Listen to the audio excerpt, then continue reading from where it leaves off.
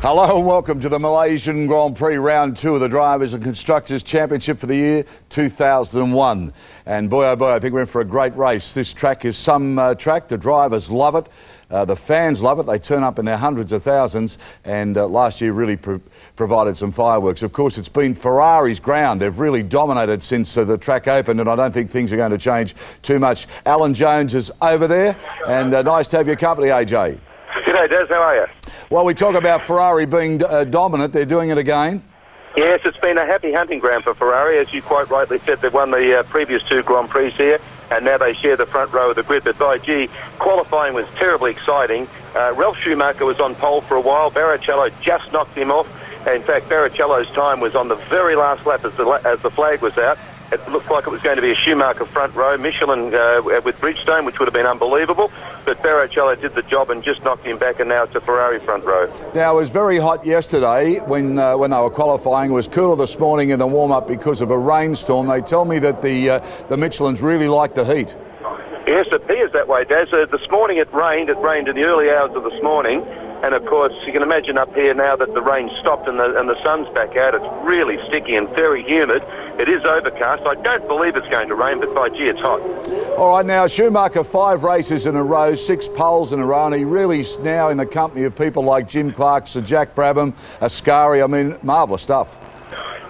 There's in qualifying yesterday, actually, when he did the lap to put himself on pole, he almost had a major lose, and I honestly reckon he probably would have lost 2 or 3 tenths of a second, but certainly 2 tenths of a second. So, you know, you can take 2 tenths off his pole time as far as I'm concerned, but he gathered it all up and kept the boot in it and grabbed pole.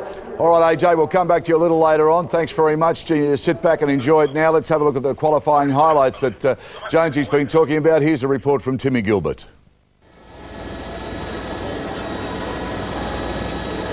The great battle in qualifying was not only between 2 Germans, but between 2 brothers, with Ralf Schumacher and his Williams going fastest early. But there was always a familiar shadow in his rearview mirror, and it didn't take long before it passed him. Not happy Ralf, also not overly impressed Mika Häkkinen, who could manage only 4th on the grid. Even worse off his teammate David Coulthard, who will start from 8th. On the other end of the spectrum, Rubens Barrichello was certainly impressed when he snuck ahead of Ralf to make it an all-Ferrari front row. Despite some hairy moments, Jarno Trulli continued to be on the pace. He'll start in 5th place, while Juan Pablo Montoya, in only his 2nd ever Grand Prix, will begin the race alongside Trulli. But the big surprise of the morning was his teammate, Ralf Schumacher. As his big brother had a sneak look at the Williams machine, Ralf was a little surprised. Well, I'm definitely surprised, to be honest. I mean, after yesterday's performance, I didn't think that we were any close to that position. I mean, we are unexpectedly close to Ferrari, but that is just in qualifying. I think, you know, we had a good package together today. Got a good lap into, so I don't see us racing against them or McLaren tomorrow, but I mean, we try our best to score a few more points. Ralf Schumacher, 3rd fastest for the Malaysian Grand Prix, but the one they'll all have to catch is his triple world champion brother Michael with the 34th pole of his career. Yeah, thanks, Timmy. And as you see, Michael Schumacher for Ferrari on pole and Barrichello for Ferrari, so an all-red front row. Then Schumacher in the Williams. That's good to see, isn't it? Häkkinen way back down there. Really couldn't find any pace yesterday. Truly wonderful performance from the Jordan. He's up there. Montoya, very, very strong yet again after Melbourne. We go through Villeneuve, Coulthard, Frentzen, Panis, Heidfeld and Irvine. And Lacey. And have a look at Kimi Räikkönen there too. He's really going well as we go right down to the tail end with Verstappen in arrows on grid spot number 18. Now, as you can see there, Benaldi is on the end of the grid. He actually qualified in the 19th spot, but he was forced back there because of an illegal front wing. So, bad luck for the young fella. He's done a good job in qualifying, but now starts from the rear of the grid. And there's the racetrack we talked about, and you've got to say it when you think of what the New South Wales government spent on Eastern Creek. And I don't know if we'll ever know the full value of what was spent there. And you look at $200 million they've spent here, this is a magnificent racetrack. The drivers really love it. There's only 3 second gear corners here, so it's a driver's circuit. They can get plenty of pace, plenty of rhythm going in the cars. and we should see some great racing. But one wonders why Australia couldn't have had a facility on a permanent racetrack such as Eastern Creek had it been planned and thought out a little better than obviously it was.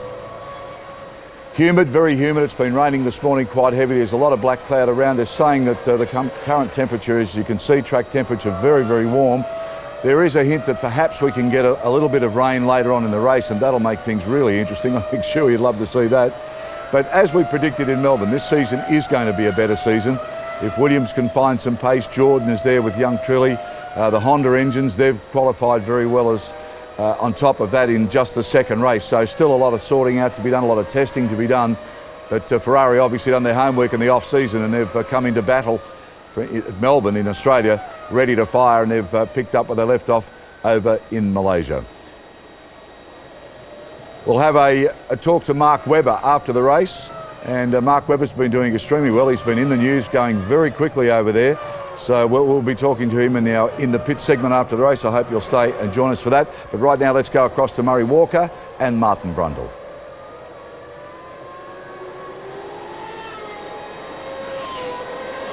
The top, there he is. You can see him just, as Martin said, trailing along, coming up to turn 9. And news from Louise in the Jordan pit. He's got a misfire of some sort, and the speed he's doing looks very much like he's constantly at pit lane speed limit, actually, something like that. But nonetheless, Frentzen then already in problems before the start of this Grand Prix. Quite incredible, isn't it? Schumacher starting in the spare car, Frentzen in trouble before the race even starts. Michael Schumacher then starting in pole position for the 6th consecutive time. On his way, he hopes to his 6th consecutive win. Now Frentzen arrives and the pack are all in place. He should go in the pits and start from the pit lane if he manages to clear his car. Suspect the problems he's got, he'll go in the pit lane anyway, but Frentzen should not really cruise up to the back of this grid now. Grid order: Schumacher, Barrichello in the white and blue Williams BMW, Ralph Schumacher. There's one of the Benettons coming into line. They'll have to abort the start. A Benetton completely out of sync there. Who is that down there? It's Fisichella, isn't it? Start aborted. I had this back in the 80s once when somebody else took my grid slot, and Fisichella, what he's done is he's turned over to his grid slot too late. He's obviously got mixed up, expecting all the cars in front of him to go down one more line, one more box, and he's turned too late. Obviously, if he reverses, he'll be disqualified immediately. You cannot reverse on a racetrack. So Fisichella, has done the only thing he can, and that's switch it off. And the clerk of the course has done, the race director's done the only thing he can, and that is abort the start of the race. Fisichella will now be put to the back of the field, and I notice it already. The stewards are investigating Jos Verstappen in the arrows. That will be because the mechanics were on the racetrack. But surely now, when they go to restart, Murray, there'll be a man in front of Fisichella holding a yellow flag, stopping him from keeping his current grid position. Holding the yellow flag in such a way that the man behind him can see it. And that was to be Fisichella's 76th career Grand Prix start. He's done that enough times before, but something unusual must have happened. Benetton have not been in the best of shape here any more than they were at Williams. This is an investment year for them with the new Renault engine and a lot of new people there, and they're on the Michelin tyres, as you can see. So a full restart then. I wonder if the grid shuffled up because Frentzen, who of course is 9th on the grid, I just wonder if it all got out of sync where people took Frentzen's grid slot. And Frentzen now able to rejoin his position, because it seemed to me that Fisichella initially parked on the left-hand side of the track, so didn't just misunderstand his side of the track. And Frentzen being pushed towards the front, he can do that, no problem at all there, providing they can fix his misfire, of course. And then Fisichella appeared to try to change sides on the grid, so some confusion. It may well have been because of an empty grid slot here for Frentzen. So everybody all keyed up, ready for the go. They'd delayed getting into their overalls as long as they possibly could to prevent the heat build-up. But we're going to take the opportunity to leave Sepang shortly now for a break. Welcome back to Sepang. Restart in just under a minute. Restart being the rerun of the formation lap. And we will be watching, of course, particularly carefully Heinz-Harald Frentzen in the yellow Jordan, 9th on the grid, to see whether they've overcome his problem. Yeah, so what does this all mean? The race will be 1 lap shorter. And now it's effectively a whole new start. Frentzen has retaken his position, which I believe, under the rules, he's perfectly entitled to do. So that's a major let-off for the Jordan team there. And but it happens. Sometimes it falls your way, sometimes it doesn't. I believe they will stop Fisichella from moving away from the grid and put him at the back. He caused the aborted start by apparently just mistaking which side of the grid he should be parked on, which is the ultimate embarrassment. If he's not, I mean, he just will be so red inside that car. So, and there's the man with the yellow flag in front of Fisichella. Yeah. So that's his punishment. Everybody else has now got to, and there's a car stalled on the line. And who is that? It looks like Montoya. Marquez in the... I think it's Montoya. Oh, you're right, it is Montoya. He certainly didn't need that or want that. Now he's going to have the same problem. You are allowed now to close up through the ranks, provided you can do it without being conveniencing anybody. Dry ice is what you're seeing bouncing. That's coming out of the radiators. All the teams have shoved dry ice in to try to keep the cars cool. 2 starts do not help them at all, and you get this kind of problem creeping in. The clutches get hot, the engines get massively hot. There's a heat soak as they sit on the grid waiting for that restart. And as they brake for the first corner, all of the dry ice shoots out of the radiator side ducting. Track temperature, according to our information, down quite a lot now to 35 degrees from 43 degrees. I find that hard to believe in the short time that we've had. But that's the official information as the 2 Ferraris stretch out ahead. I'm surprised at that.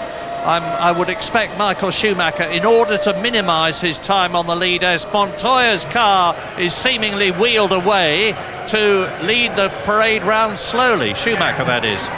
Yeah, so Montoya then clearly not just a stalling of the engine, there's some other problem with the looks of it. It's surprising they can't get that to go on the line, and they've got to clear it through a gap where all of the mechanics and support crew are still dragging their generators and spare tyres, etc, etc. And they can now recover that over the white line into the pit lane and try to start him from there. That's... off he goes to get to the spare. I don't believe Juan Pablo Montoya rushing down the pit lane. I don't believe he can use the spare car now, Murray. I'm not absolutely sure about that. I'd be very surprised if he's now allowed to jump in the spare car. Well, they seem to think so. We'll soon know, because we'll be watching him as you will. So, what a race of dramas already. Michael Schumacher comes out in the spare car at the last moment. Heinz-Harald Frentzen tours round on the first formation lap. Then Giancarlo Fisichella pulls up in the wrong position on the grid, as a result of which the start is aborted. Then Juan Pablo Montoya can't get the Williams, or his people can't get the Williams started. Now, fingers crossed for a clean start this time, not for 56 laps as originally scheduled, but for 55 laps of this 3.4 mile Sepang circuit. Yes, we still think that because the race has effectively started, this counts as a lap of the race they've just done. Maybe they're hoping to get him in the car. If there's another aborted start, then they're still in the motor race. That is the only reason I can think of putting him in. 3, 4 lights, 5 lights. And it's going, Malaysia. Beautiful start by Michael Schumacher. Rubens Barrichello not so good. Coming up fast is Ralf Schumacher. Behind him is Jarno Trulli cutting through on the inside. Barrichello blocks him off, and Barrichello and up into second place, but now spinning it goes Ralf Schumacher. Is anybody going to hit him? Ralf Schumacher made a terrific start, but he's lost it. Spins the car round again, and coming up behind him, one of the Jaguars. All his terrific work at the start has been completely nullified, and up into third position in the Jordan comes Jarno Trulli, followed by Coulthard. That was Coulthard. He had an amazing first corner. 8th position. Yeah, Coulthard managed to sneak past Hakkinen in that first corner while he was watching Ralf spinning out of contention. And, who have we got here? That's Raikkonen, it looked like to me. I think that was Raikkonen. It was definitely the Sauber, and it was definitely Raikkonen. Yep. So, Michael Schumacher leads. But Two Ferraris up front in Malaysia. And look at the gap between them, and look at the gap even more importantly between Jarno Trulli and David Coulthard after that sensational start. And Heinz-Harald Frentzen is there in 5th position in the Jordan, followed by one of the Arrows. How on earth did that get there, and who is it? Verstappen. It's got to be Verstappen, because Bernoldi was right at the back. Verstappen must have done an absolutely sensational start, because he's up into 6th position and he started in 18th place. Let me do a quick 1 to 10, Mary, because the changes are amazing in these first couple of laps of the Grand Prix. One aborted and now just coming over the line to complete their first flying lap. It's Michael Schumacher from Rubens Barrichello by 1.3 seconds. Jarno Trulli, David Coulthard in 4th, Frentzen in the 2nd, Jordan 5th, Jos Verstappen, Jacques Villeneuve 7th, Mika Hakkinen down to 8th, so the two McLarens have swapped places effectively. Hannes 9th and Heidfeld 10th. It's on your screen now, the second half of that of the motor race. Just listen to who Verstappen has passed. He's got past Jenson Button, Fisichella, Bertie, Raikkonen, Alesi, Irvine, Heidfeld, Panis and Frentzen. No, not Frentzen. He's got ahead of all of those, and he's now running, as you've just heard from Martin, in 6th position. There is the Arrows. Now, what this says to me, Martin, is, hello, that looks like Villeneuve, I think. Panis or Villeneuve. What this says to me about Jos Verstappen, he's on a very light fuel load and doing a two-stop strategy. It's early days to tell yet, but that could be one of the reasons why he's been able to sprint up from 18th, and it's Olivier Panis, despairingly out of the race. You can see from his body language that he's pretty fed up about something. There is the answer. Well, what an amazing start to this Grand Prix. Drama all the way. But Barrichello is just falling back a little bit at the front. Now, he was managing to peg Schumacher pretty much through that first lap, but all of a sudden, Michael just getting on with it, and Panis then, remember, disqualified from a strong position in the Melbourne Grand Prix. And here he is already out of the 2nd Grand Prix of the season. So over the line goes Michael Schumacher. 2 laps completed. Behind him, Rubens Barrichello, 1.5 seconds. And Ralf Schumacher is starting to storm up through the field. He is currently at the end of the previous lap in 20th position. Barrichello closing a bit on Michael Schumacher as they go through the bends there, with Jarno Trulli already on lap 3, 5 seconds behind Michael Schumacher. David Coulthard is less than a second behind Jarno Trulli. So it's Ferrari. They're in the grid order that they started, and Louise Goodman has got news. Unbelievable drama at the start of this race, Murray, and just to let you know, there may be a bit more to come. I'm standing out at the back of the garages. It's starting to rain. Well, look at that! Michael Schumacher off, and is he out of the race? He's kept an absolute roar from the crowd. Barrichello goes into the lead. He's off. Amazing, both the Ferraris off. And Jarno Trulli leads the Malaysian Grand Prix as it starts to the rain. What amazing! And I haven't seen Coulthard behind him, so did all 3 of them go off? So yes. Wet, you think? Wet? Well, it must be raining. Louise just pointed out. Now Coulthard is there, I missed him. And both Ferraris caught out on what must be a slightly damp corner. One of them 3rd. It must be surely Michael Schumacher who regained the circuit first. We'll know in a moment. We're on lap 3 out of 55 in this incredible race already, as coming towards us from Italy in the Jordan Honda. The Honda engine now leading a Grand Prix for the first time since they've come back into Formula One. And look at the rain pouring down. And when it rains in Malaysia, believe me, it comes down not by the bucketful, but by the ocean full. They're having to slow right off.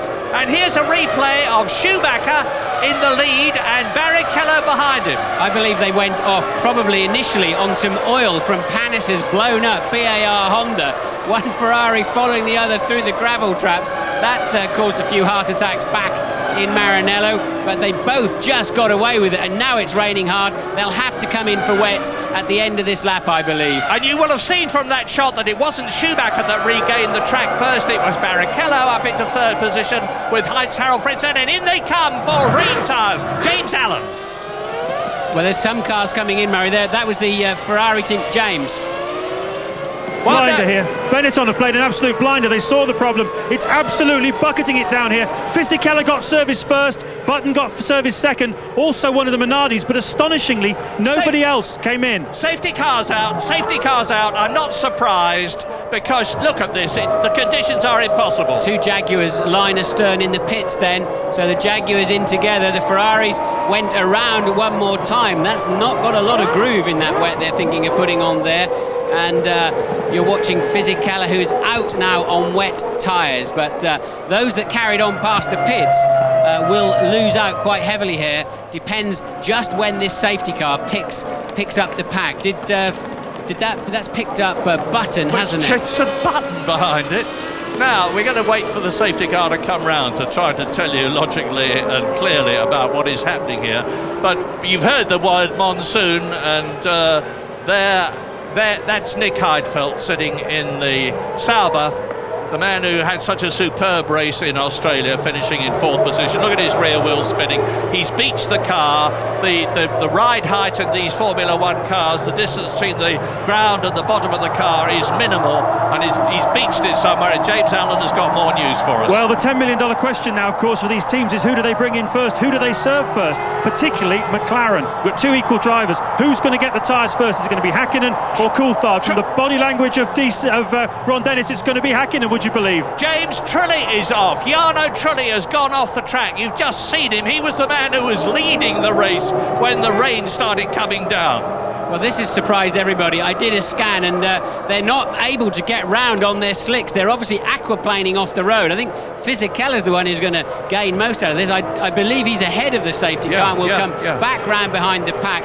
Cars off everywhere. Bernardi's gone off. I did a scan, Murray, of all of the major teams, and they all thought either no rain or a tiny bit of rain this afternoon, and that's why everybody has been so surprised. No sign. We got one Ferrari in the pit then, and Michael Schumacher is having to wait to see Barrichello serviced first. Michael Schumacher is parked up line astern behind the Ferrari of Barrichello. And there is Montoya well and truly off the track in the Williams. You've seen Rubens Barrichello in the Ferrari there with Michael Schumacher, both of them together. Now they're fitting the Bridgestone monsoon tyres, I should think. Coulthard left the pit first. James, what can you tell us? Absolutely right. This looks just played perfectly into the hands of McLaren. It's a gift from heaven, and I maligned the McLaren team, and particularly Ron Dennis. He was very clever. He brought Coulthard in. Straight away he was out, and then Häkkinen was coming straight in afterwards. Neither car lost any time in that, and they are in an incredibly strong position. Ferrari on the back foot. What on earth's going on down at Ferrari, James? They still haven't got any tyres on Barrichello's car. This looks like we had back in Nürburgring a year or so back, where they just do not appear to have any tyres ready. Well, look at this. This is a powerboat race. It's not a Formula One car race. As out of the pits after 1 minute and 12 seconds goes Rubens Barrichello. A big pile of gravel, Murray, where Barrichello was parked. So they were cleaning out the side pods, and I assume they're going to have to do the same to Michael Schumacher. The only saving grace here for Ferrari is that under the safety car conditions, they will catch the back of the pack up without too much difficulty. One of my cliches is anything can happen in Formula One, and it usually does, but I wouldn't have expected this. The track's dry, look, Murray. The track is bone dry down there at turn 1 and 2. It's only at the other end of the circuit have we got any rain. Well, now, let me give you from our telemetry here what seems to be the race order at the moment. I say seems to be because all is confusion with so much happening. But we're on lap 5 out of the race distance, which is about 1/11th distance, with David Coulthard 9 seconds ahead of Heinz-Harald Frentzen, or he was, because don't forget they're tight up now. And Rubens Barrichello was in 3rd position ahead of Michael Schumacher and Jos Verstappen. But we need time to settle down and let things clarify, because there is the race leader, David Coulthard. You've heard about the coup from James Allen, that Ron Dennis. And remember what I said earlier on, people were writing McLaren off as off goes Rubens Barrichello again. What a very unhappy race this is already turning out for Ferrari. James Allen. Hugely red faces down at Ferrari, as you would expect, Murray. They simply didn't have the tyres ready, as Martin pointed out. They'd had a lot of drama in the build-up to this race, with Schumacher at the very last minute having to switch from the race car to the spare car, I believe because of a hydraulic problem. There was a lot of edginess, and they just didn't get it right. McLaren were absolutely like clockwork. But you want the real irony, guys? It's stopping raining now. Yeah, so this circuit dries out quite quickly. When the warm-up started this morning at 10:30, the track was wet. Not as wet as it is now, but wet. And about 10:45, that's only a quarter of an hour later, it was drying out. And at about 10 to 11, it was completely dry. Replay. Right, we've got a replay of the second start then. And if you go down in the first corner, you'll see that Ralf Schumacher comes round the outside, the white car around the outside of the second Ferrari. And I believe Barrichello nerfs Ralf Schumacher out of the way into an inevitable spin. Watch Coulthard sneaking up the inside there to take that fourth place now.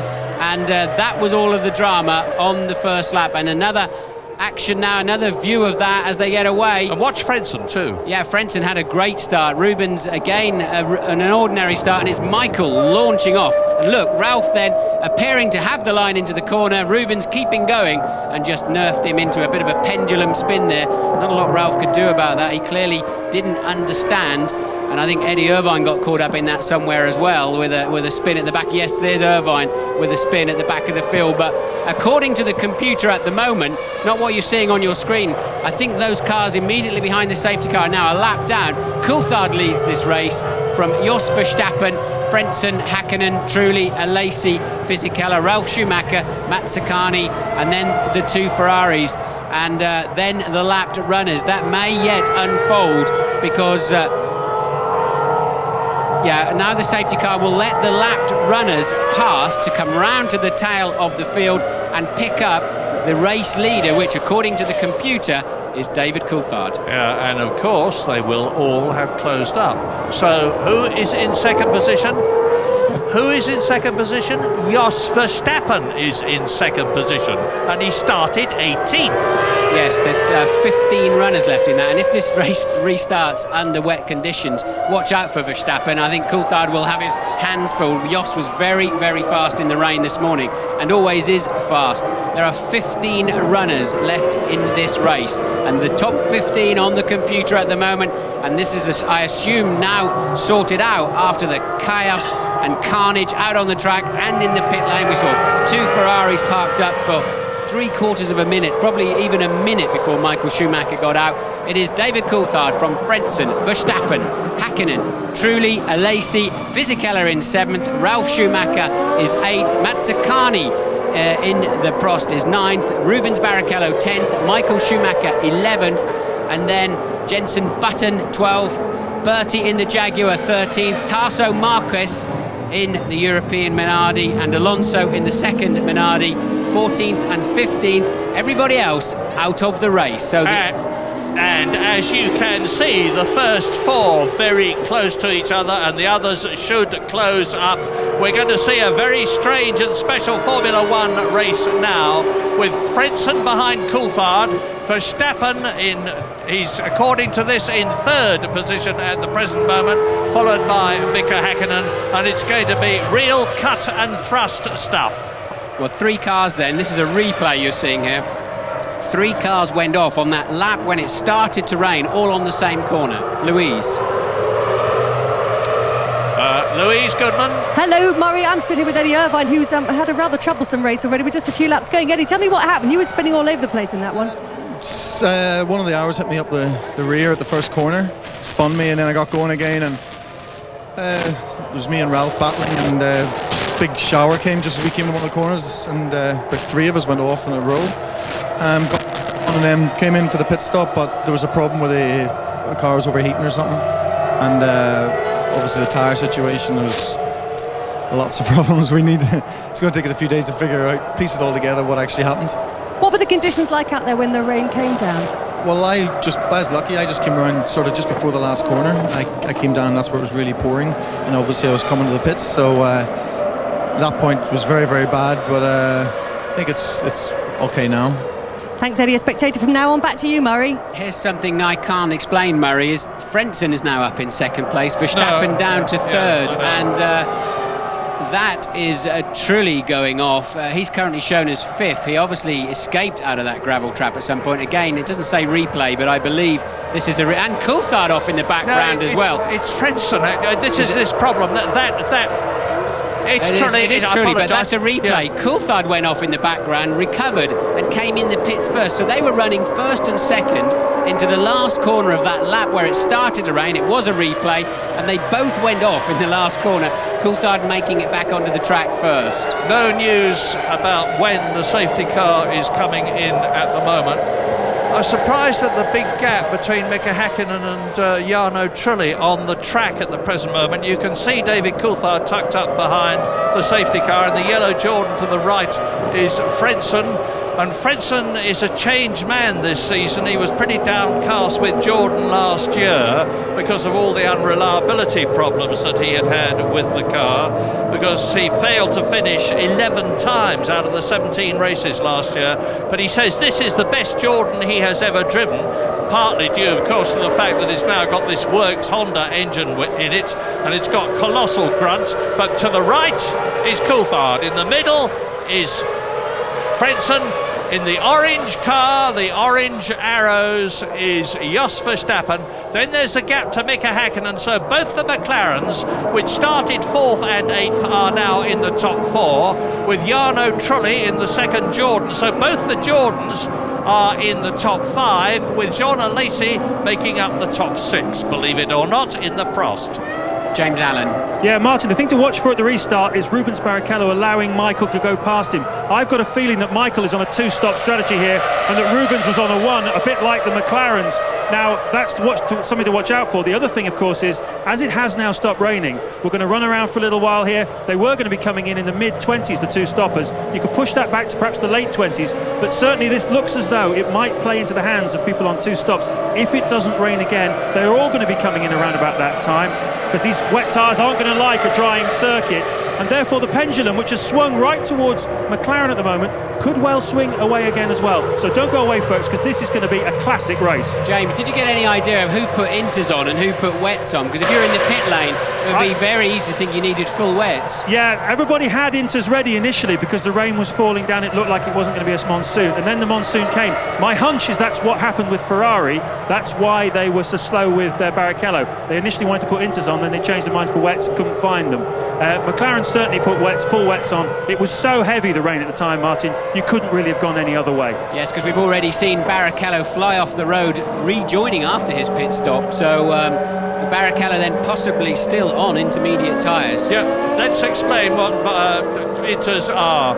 There's various grades of tyre in terms of their tread configuration, and inters means intermediate. That is for circumstances where the track is damp to wet but not monsoon conditions like we've had. And Bridgestone and Michelin, of course, will also have a tyre that's better for drier conditions and a tyre that's capable of coping with the really, really rain-soaked track. Now let me quickly tell you, while you're looking at these replays, of who is out of the race. Jacques Villeneuve and Panis are out, so there is Panis on this replay. Both the BAR's out. Nick Heidfeld is out in the Sauber, as is his teammate Kimi Räikkönen, with flames coming from the back of the BAR. So a terrible race already for BAR and for Sauber. Bernaldi is out in the Arrows. Montoya is out in the Williams. Not a very good Grand Prix start for him this season. Eddie Irvine, you've heard from, is out in the Jaguar. And on lap 8 with the safety car, no news yet about when it's coming in. Yeah, I don't understand why the safety car's still out there, unless they're still clearing away the various cars that were beached in the gravel traps.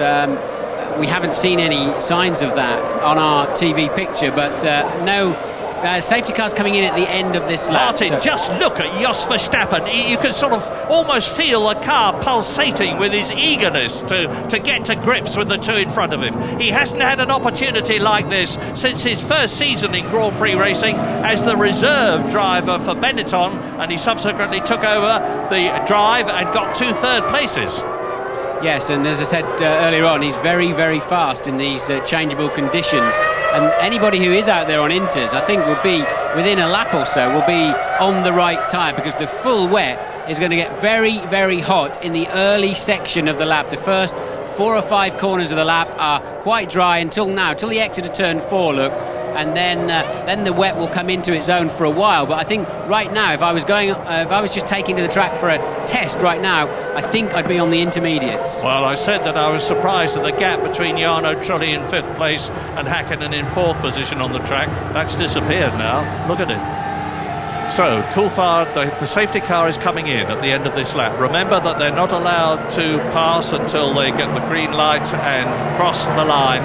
David Coulthard leading Frentzen, leading Verstappen, leading Häkkinen, leading Trulli, leading Alesi. Those are the top 6. I can explain now how Frentzen's popped back in front of Verstappen, apparently under what must have been a myriad of yellow flags as everybody was falling off the road with that surprise rainstorm. Apparently Verstappen overtook Frentzen under a yellow and so has yielded to try to avoid any kind of penalty. In fact, it now says the safety car will do one further lap, and I just can't see why at the moment.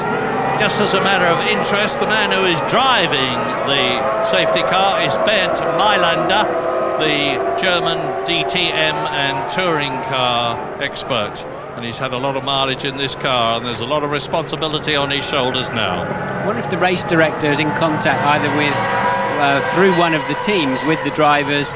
I know they can sometimes ask opinions as to whether the track is ready to go, because they're obviously feeling how much water there is down. A couple of those corners are still pretty wet, actually, as you look further around the lap. But here we are through 14, and it's virtually bone dry again, isn't it, on their right-hand side of the track. So I wonder if either the safety car driver and or some of the key drivers are saying, give it one more lap. Yeah, up to the hairpin, 180-degree hairpin turn 15, which they take in a very low gear. So here is the final lap for the safety car, as far as we know, although obviously we're keeping our eyes on it and we'll keep you tuned. Coulthard to the right, the man who last won a Grand Prix in France last year. He won the French Grand Prix, he won the British Grand Prix, and of course he also had a 3rd victory that year. And into turn 1, safety car, Coulthard, yellow Jordan, Trulli, orange arrows, Verstappen, silver and black McLaren, Häkkinen, yellow Jordan, Trulli, and the Prost of Jean Alesi, who's higher up now than he's been for a very long time. And there's the replay of the BAR in flames spinning off, with Olivier Panis finishing his race. Yes, and of course the next 2 cars round, really, that would probably not have had yellow flag assistance or so much warning were the 2 Ferraris, who both went off on that corner, and it was starting to spit with rain. And as you well know, a drop of water and a drop of oil is massively slippery, especially if you ride a motorbike on the roads. And that caught both Ferrari drivers out. James? Yeah, down at McLaren, big drama here. It appears Coulthard's radio is not working. I've just seen Dave Ryan running across. They're about to give him a board next time round. And so if he is in touch with the race director, he's certainly not in touch with the team. Deja vu, because remember in Australia, Michael Schumacher was tapping the top of his helmet and there was a misunderstanding. He thought he was adjusting the air vent. In fact, he was communicating with Ross Brawn, the Ferrari chief, who was worried that Michael Schumacher was not in radio contact. Now, will David Coulthard know then that the race is about to restart? He's certainly trying to warm his brakes and tyres up accordingly, and he should know the rule regarding the lights, and the safety car will pull off into the pit lane. We're only in 9 and 10 at the moment, so a while to go before the end of this lap. Can the team give David Coulthard the information that he needs to be sure that he knows the race is about to restart at the end of this lap? We've just been told that Ralf Schumacher's rear light is not on. I hope that's not going to be significant in terms of penalisation. They're supposed to have the red light on, of course, when they're in bad weather conditions so that the car behind them can see them. If I remember from swatting up the regulations, you cannot be pulled off the track for not having your rear light on. Although they can ask you to put it on, they can't drag you off the track. And apparently they have now made contact with David Coulthard, so he is aware that the race restarts at the end of this lap. Which is very shortly, because they're coming down the Penang straight now into the Hibiscus domed turn there, which is turn 15. The safety car it pulls off and the race restarts, but remember, no passing until they cross the line, which gives David Coulthard the opportunity to sprint away. Verstappen is challenging Frentzen. Frentzen asleep there, let Coulthard go, and he's got Verstappen then able, not close enough to have a look up the inside, but Coulthard caught them all sleeping, particularly Frentzen. So a tight match between Trulli and Frentzen, Verstappen and Hakkinen, with Jarno Trulli in the second Jordan closing up on all of them. And John Lacey, where is he? There's a big gap there. There is the Prost, and John Lacey has got Giancarlo Fisichella's Benetton right behind him. I would expect Lacey to be able to pull away, and look at Jos Verstappen swarming all over Heinz-Harald Frenzen's Jordan. This is Jos Verstappen's opportunity. Jos, the boss from Holland, and he knows it. He's got the Acer Tech engine in the car, and it's down on power compared with the others, but that won't harm it nearly as much in these wet conditions as he would in the dry. Well, they're into the great unknown at the moment. We know there's oil on the track. We know there must be a lot of gravel.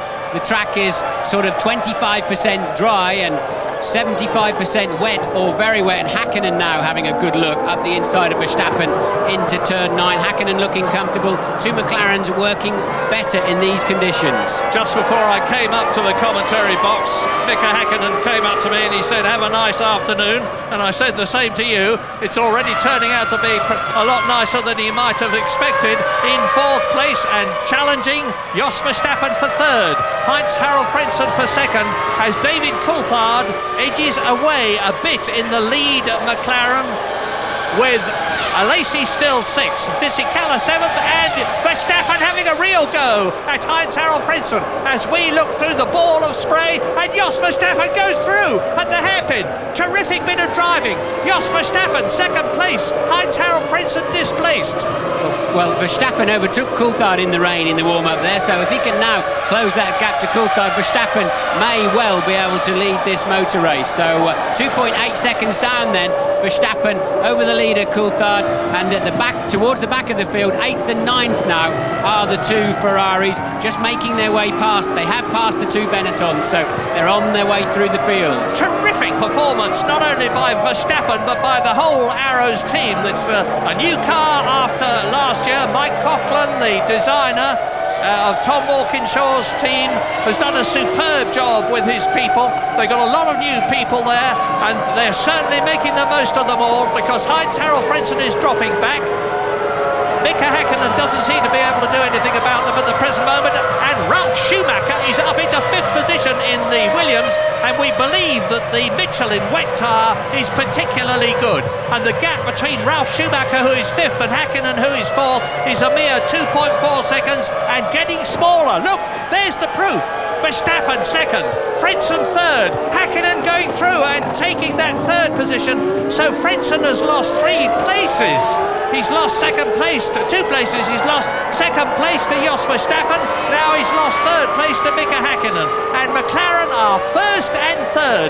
Who would have thought this could have happened half an hour ago? And Michael Schumacher has passed Rubens Barrichello somewhere out on the track. So as James Allen predicted, Michael may well be on a lighter fuel. They would have had a chance to top it up in that pit stop, try to get him, but all of those windows that they've so carefully planned as to when to come in are pretty much out of the window, so to speak. They're going to have to recalculate. And who was that shaping up to have a good look at the back? And it was... It must have been Schumacher. Schumacher's coming through. Ralf Schumacher taking it. Surely Frentzen must have a problem. He's now lost yet another place as Ralf Schumacher storms through. Now here are the first 10. Coulthard leads, Verstappen second, Hakkinen third, Ralf Schumacher is up to 4th. There he is. Frentzen down to 5th. Michael Schumacher is 6th. Michael Schumacher in the Ferrari up into 6th position, ahead of Rubens Barrichello. 8th is Trulli, 9th is Fisichella, Jenson Button in the second, Benetton is 10th. Then it's Lacey, Bertie, Mazzacani, Marquez and Alonso.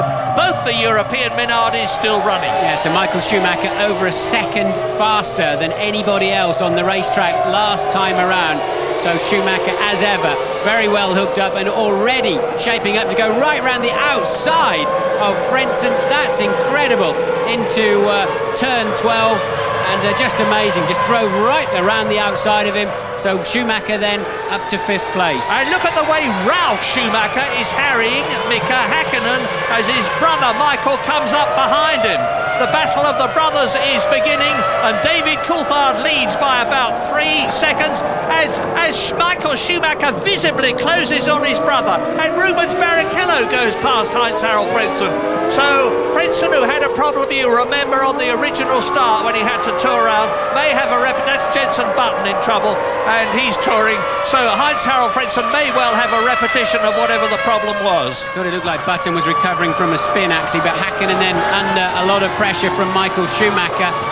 We don't know the fuel loads at the moment. They may have changed. Everybody would have topped up with fuel without doubt while they were putting the wets on, so they should be able to go at least 35 to 40 laps, well into that sort of zone. And Häkkinen having to defend his line, but it's no good. Schumacher's gone right around the outside for the second time in 2 laps of another car. Michael running a little bit wide there, but no problem for him, and Schumacher on the rampage. And there are people who say that Michael Schumacher is not a superstar. You are seeing the evidence before your very eyes as he drives round the outside of double world champion Mika Häkkinen, 3 times world champion Michael Schumacher. So it's Coulthard leading, and Verstappen is still in 2nd place. I wonder if Michael Schumacher's on those intermediate tyres, because he's now some 3 seconds faster than most of the other runners, and 2 seconds faster than absolutely everybody.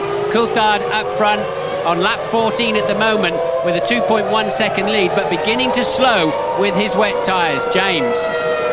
I've worked out, Martin, and I've done a bit of a better job than I did in the last race, that they've saved 6 laps worth of fuel, so that will put the 1-stoppers coming in the early lap 40 region, and the 2-stoppers, who I believe Michael Schumacher is one of them. I believe Coulthard's on a 1-stopper.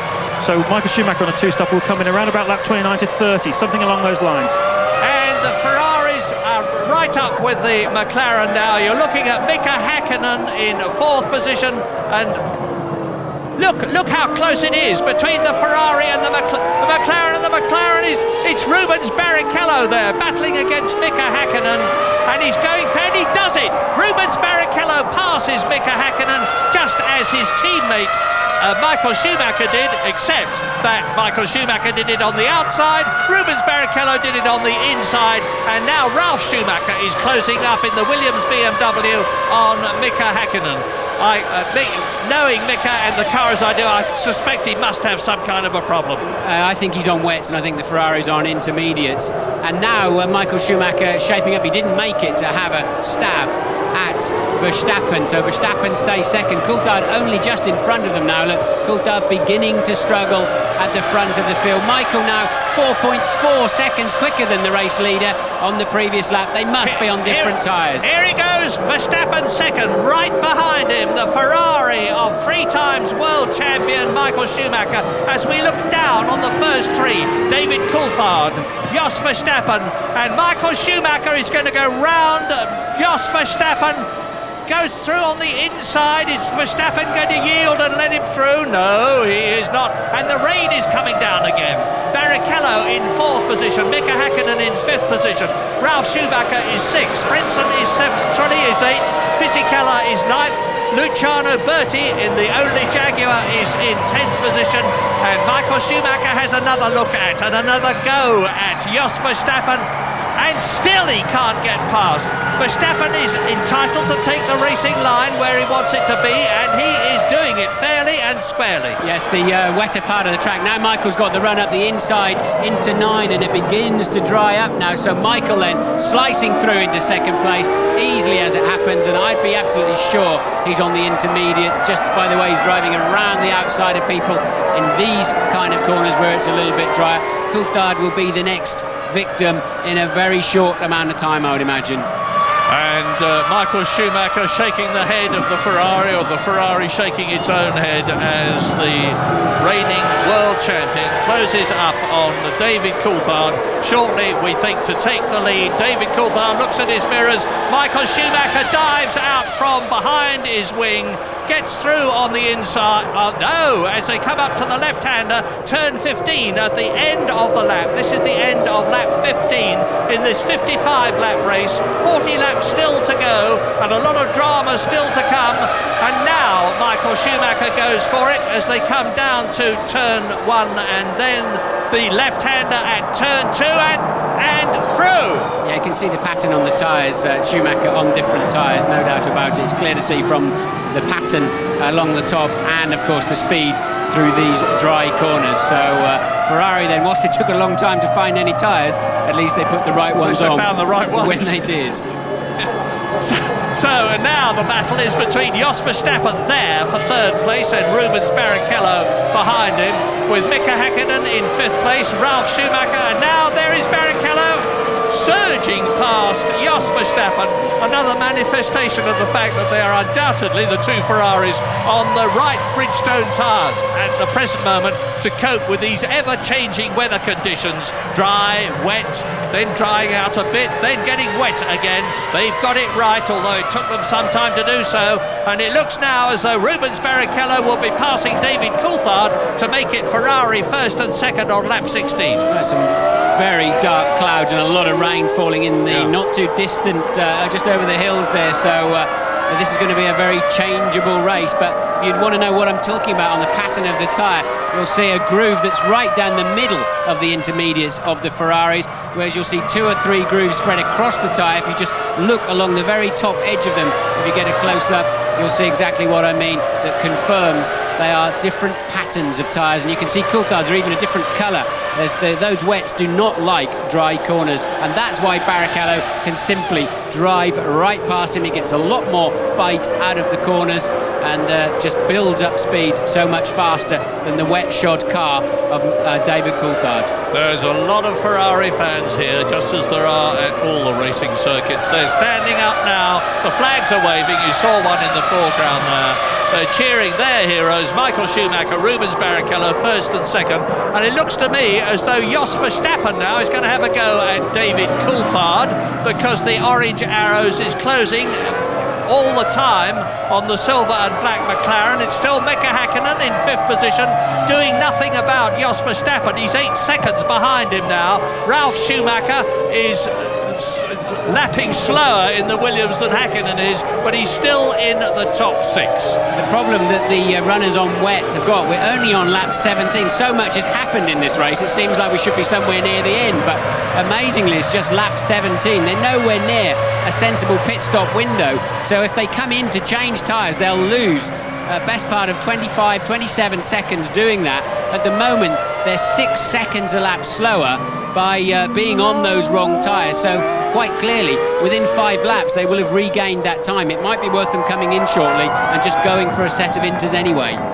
And James Allen, what's the news? Well, Murray, the thunderclouds are above us. I've just seen a horizontal bolt of white lightning. I've not seen anything like that, certainly never in England anyway. But I can confirm for you that the 2 Ferraris are on the intermediate tyres, and I can tell you what happened there. They were going to go for the wets, and it was the other way around to what I said. They were going for the wets originally, and then they obviously thought about this and realised a safety car would be obvious because of the amount of rain that was coming down. So they put them out on the intermediate tyres, knowing the safety car would not release the cars until it was safe, and that worked out very well for them. In this morning's warm-up, Ferrari both used the intermediate tyre and got some good performance out of them, whereas the rest of the teams tended to stick with the wet tyre. So the warm-up really worked for Ferrari. Schumacher leading this race. There'll be a lot of scepticism as to whether the pace car staying out so long was anything to do with Michael on the radio screaming, it's too wet at the moment. But I mean, I'm not saying that's the case at all, but I know those sort of rumours are going to be flying around at the end of this race.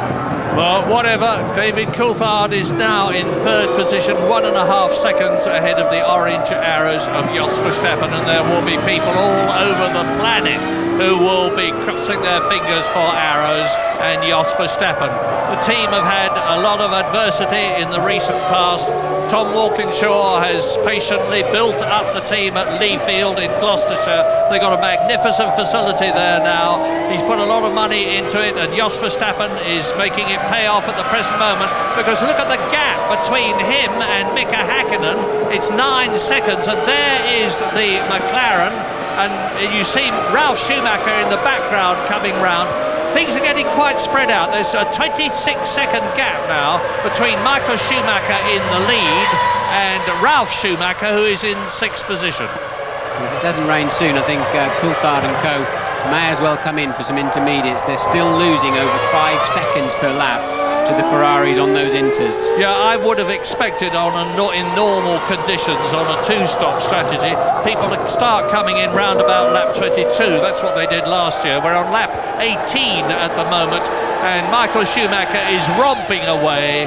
He's about 0.6 of a second a lap at the present moment, faster than his teammate Rubens Barrichello, who is about 3.5 seconds faster than David Coulthard. Verstappen and Häkkinen are lapping at about the same time, but Schumacher is the man on the charge, as you see, increasing his lead. He goes over the line now to complete his 19th lap and start his 20th out of 55, coming up towards half distance, and his lead has increased to 7.3 seconds. Yes, Michael Schumacher, as always, in a league of his own in these difficult and unpredictable conditions, and stretching that lead out over 7 seconds over his teammate. Meanwhile, Coulthard and co still falling away at over 5 seconds a lap, and Häkkinen then is the first to come in for, I would assume, it will have to be some inters. Let's see if we can see. Now there's slicks. Häkkinen then gambling on slicks. That'll be a bit tricky in a couple of corners, but that may well prove to be a smart move, and I believe Ralf Schumacher in the BMW Williams doing exactly the same. Yes, so Häkkinen then on slicks. Well, you've heard us talking about tyres, you've heard us talking about monsoon tyres, about intermediate tyres, and now about slick tyres. Slick tyres actually have 3 grooves in them now. They used to be all rubber, because the more rubber you can put on the ground, the better. And in order to slow the cars down a bit, they introduced grooves. 4 grooves. 4 grooves now. They were 3 grooves, and there's 4 of them now. And that just means there's less rubber on the ground. So it's going to make things tricky in these damp conditions. But if it continues to dry out, of course, it's going to be an enormous benefit for the people who are on them. Very soon, as the Ferrari mechanics come out, we can expect to see Michael Schumacher on his 19th lap, leading by over 7 seconds, come in, and then Rubens Barrichello.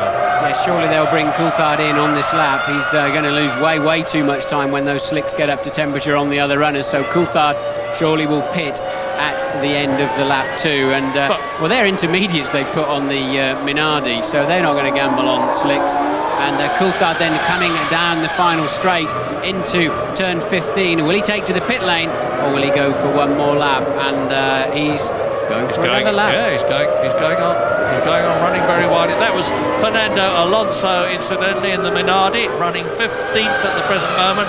Last, but there's 7 people out of this race. Villeneuve, Heidfeld, Bernoldi, Montoya, Eddie Irvine, Olivier Panis, Kimi Raikkonen. Both the Saubers and both the BARs have retired. 15 cars left out of the 22 started. Lap 20 out of 55. Michael Schumacher leads Barrichello by over 9 seconds. Well, like us, all eyes in the pit lane will now be, of course, on the 2 slick runners, Häkkinen and Ralf Schumacher, currently down there in 7th and 8th place. And the moment they look like they're finding some time, and that's not a lap time, they'll just be reacting to a section time even, where they can see the slick shot cars going faster. And of course the Ferraris with such a lead, over 12 seconds on 21 seconds on third place man Coulthard, they can afford to wait one more lap rather than take a risk. Häkkinen and Ralf Schumacher had a lot less to lose by going for that stop earlier, and Coulthard, of course, in third place. He's really pretty much in the middle of those, and look, his left front wet has got virtually no tread on it at all. It's just burning the rubber straight off. The fastest lap we've had so far was Michael Schumacher, 1:41.8, and that was on lap 2 when things were much better than they are now, of course. He's currently lapping about 1:49, which is 2 seconds faster than Rubens Barrichello. As you look at Jos Verstappen in 4th position behind Coulthard, Barrichello and race leader Michael Schumacher that you're looking at. Well, here's the answer then. Look, Häkkinen, albeit in that first drier section, has just done the fastest T1 of the whole race so far, of section 1. So Häkkinen already found grip in those first 4 corners, but as we know, it's the next section, 7 through 9, that is more wet, and I'll keep a close eye on that. And still, he's not too bad. So the slicks are not quite ready in the middle of the track yet, but anytime soon. So Michael Schumacher won 49.8, and he can afford to stay out. He's got, compared with Häkkinen, he's over a minute ahead of him. He's 10 seconds ahead of Barrichello. He's 25 seconds and more ahead of David Coulthard. So he can afford to come in, take on new tyres, get out again, and still stay in the lead ahead of David Coulthard if they had a good stop. And we're looking at Mika Häkkinen now, 8th position, closing on Giancarlo Fisichella's Benetton ahead of him. And I think he went in the pits, Murray. Fisichella's just gone into the pits, so up a place to 7th position. 1 position off the points goes the flying fifth. Right, 56.5 for Häkkinen. That's 7 seconds slower than Michael Schumacher. He's gone a bit too early.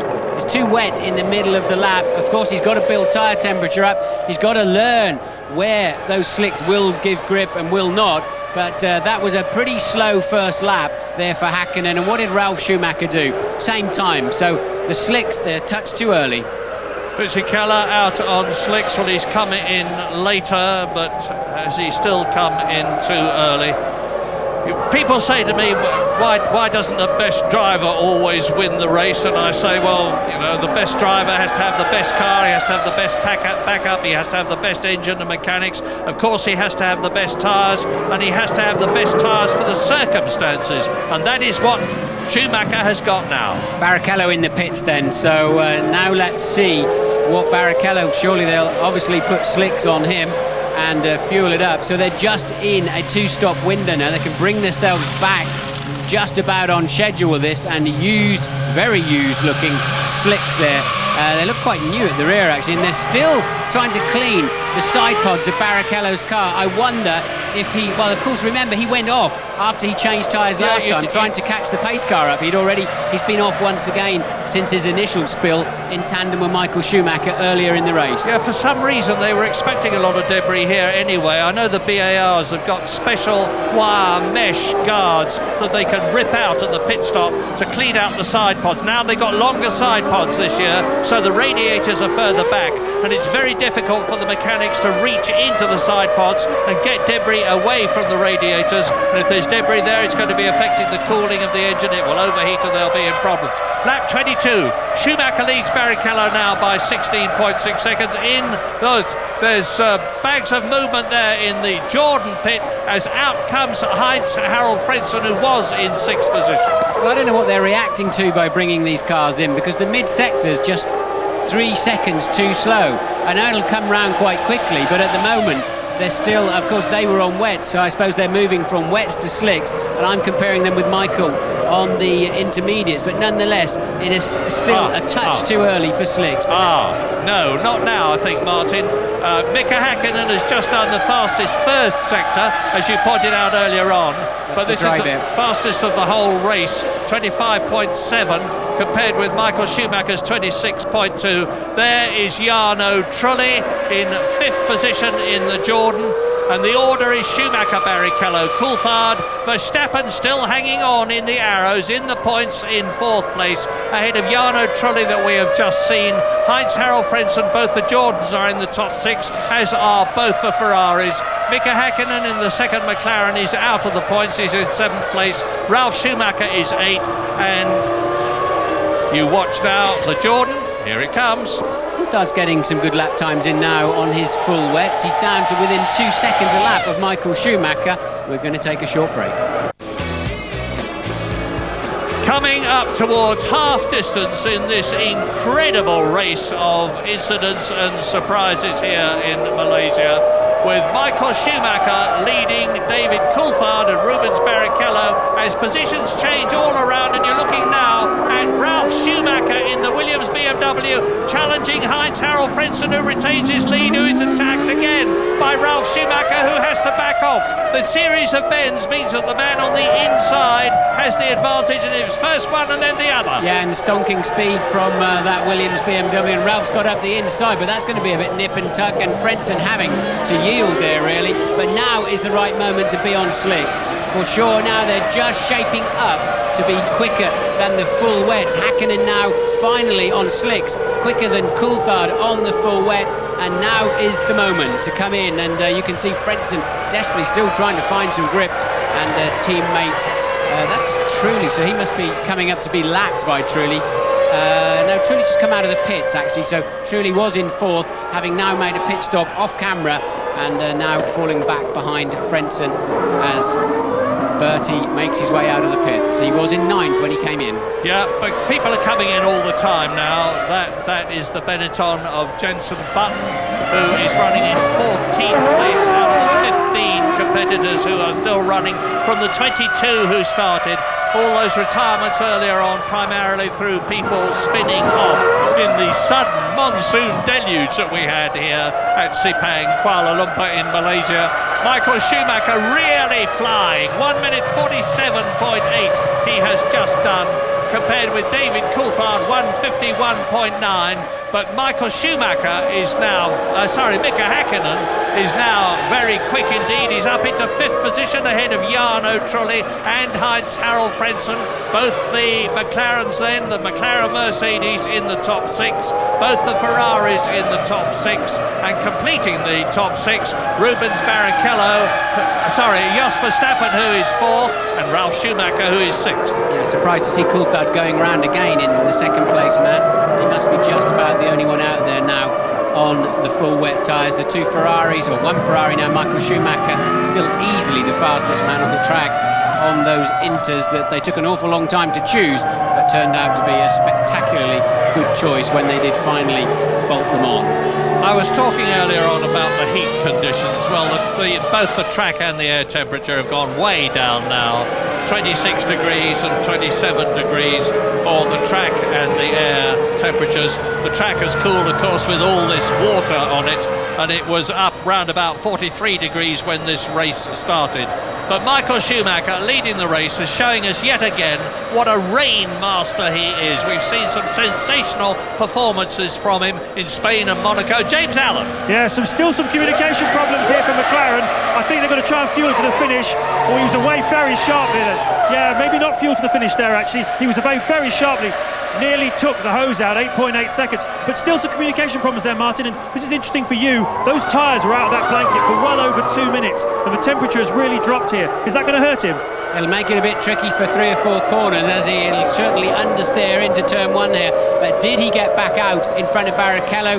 No, he did not. So Coulthard will rejoin. He is now 3rd place. So Ferraris 1 and 2 then. Coulthard back down to 3rd. You heard the word understeer there. What that means is that the car wants to go straight on when the driver wants it to turn left or right. All the cars are suffering from understeer here because of the revised aerodynamic regulations, but the McLarens in particular are suffering, and it's a problem which is going to carry on until at least after the Brazilian Grand Prix, as Mika Häkkinen now closes up on Jos Verstappen, going for 4th position. Arrows 4th, McLaren 5th, and Ralf Schumacher is now the fastest man on the track in the Williams.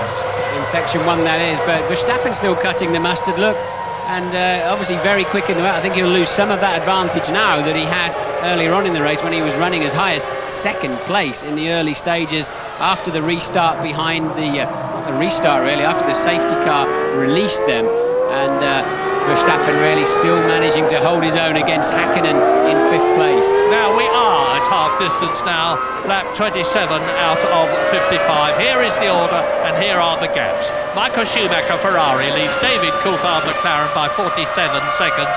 Rubens Barrichello is 10 seconds behind the McLaren and gaining. Jos Verstappen and Mika Häkkinen are having the battle that you can see for 5th position. In 6th place is Ralf Schumacher, 10 seconds behind the 2 that you are looking at, and going very, very quickly indeed in the Michelin-shod Williams BMW. 7th is Frentzen. And Verstappen there losing the back end of the car as he went for the downshift. He's still trying to hang on to it around the outside and does so beautifully. Really kept his head well there, Verstappen. As they come up to Mazzacani in the Prost, leading Jenson Button, and they are down in 14th and 15th positions, about to be lapped by the Arrows and the McLaren there. So if either of those two balk Jos Verstappen, this is Mika Häkkinen's opportunity to get past the Dutchman. Yes, and any of those drivers are not really used to having an Arrows cruising up behind them and lapping them, so they may not realise initially what's going on there. And it's starting to rain again. They're all out on grooved tyres now, as far as I know, and with the rain coming down, we face the prospect of the race changing again as they have to contemplate coming in for wet weather tyres, but it depends how wet it is. I remember in the past as Jos Verstappen goes past Jenson Button, who holds up the McLaren of Mika Häkkinen behind him. He was on his racing line, he couldn't move, and now Mazzacani is going to yield to the flying Arrows with the Asia Tech engine, and Jos Verstappen goes past. Mika Häkkinen has got past Button. Mika Häkkinen challenges Mazzacani, goes through on the inside, and Button is right with the McLaren as well. Now these four cars are on two different laps, but it's a great race. It is, isn't it? And Häkkinen really getting terribly badly balked there by Mazzacani. Mazzacani finally getting out of the way, and Jenson Button saying thank you very much, I'll have a little bit of that. So Button moving through then up into 14th place. On lap 28, Schumacher leading Barrichello by an incredible 64 seconds now. And the fastest lap we have in this race is Michael Schumacher, 1 minute 41. So he's about 2/3 of a lap ahead of the man in second place, his teammate in the Ferrari. David Coulthard, 18 seconds behind Barrichello. Of course, why is Michael Schumacher over a minute ahead? Well, they put intermediates on during the pace car, and he stayed on them. He has not come in the pits to put on the slicks, and he is still easily by over 3 seconds faster than anybody else on the racetrack. So those inters working beautifully for Michael Schumacher. Yeah, it's not just that he's a superlatively good driver with incredible reflexes and who is magnificently fit and gigantically experienced. He uses his load. He thinks all the time. It never ceases to amaze me how a top Formula One driver can devote about, 90% of his, no, not 90%, an awful lot of his talent to thinking about what's happening as opposed to just driving.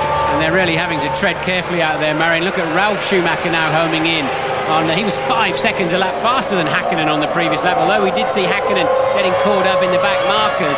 And Ralf there clearly finding some more grip on this slightly dampening racetrack that we've got at the moment. Light rain out there, but once again it's Michael who's on the perfect tyres. And 10 out of 10 therefore to Jos Verstappen in the Arrows, who is staying ahead of the double world champion from Finland. Michael Schumacher, lap 29. Now they're closing up on Tarso Marquez in the European Minardi. He's in 13th position. His teammate Fernando Alonso is out of the race. Mika Häkkinen has a look at Jos Verstappen, and they're all past the Minardi. And Ralf Schumacher having a look at Mika Häkkinen as they come down the straight. Now this BMW's got colossal grunt and he goes past. So Ralf Schumacher moves ahead of Mika Häkkinen and takes 5th position in the Malaysian Grand Prix. Well, that was amazing. Häkkinen didn't bother pulling over to get in the way. He just looked out of the side of his car as the Williams whistled past him. Amazing. And the Williams whistles up on Jos Verstappen. And I think in the mood that Ralf Schumacher is in, and with that tremendous power behind him, he's going to go past the McLaren in a way that the Arrows in a way that Mika Häkkinen and the McLaren was not able to do so. But Jos Verstappen holds on, he's getting the power down. Now they're closing up on Fernando Alonso in the second of the two Minardis, who is in 12th position. The gap between them is shrinking rapidly. Jos Verstappen has got to start planning his tactics now for lapping the Minardi in such a way that he can prevent Ralf Schumacher there from getting past him. Now there is the Minardi about to be lapped by the orange Arrows and the white and blue BMW as Mika Häkkinen falls back. Yes, I mean, Ralph's really fighting that Williams, no doubt about it, but his lap times are pretty impressive. He's matching now the two Ferraris up front, and the rain must have eased off again now, because once again they're back on that sensible slick pace on a dry track, so that the Ferrari mechanics there ready.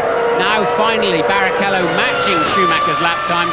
Will they think about pulling Michael in for a set of slicks?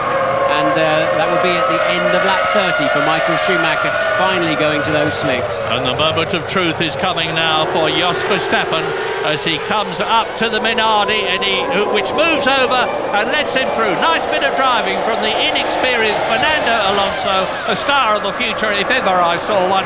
Ralf Schumacher having another look at Jos Verstappen as they turn into the final corner on lap 30 out of 55, turn 15. Now Ralf Schumacher is close enough this time, ideally, to be able to get out of the slipstream of Jos Verstappen, who looks into his right mirror and sees that yellow helmet right behind him. Not quite close enough. Michael Schumacher, race leader by some 67 seconds, James.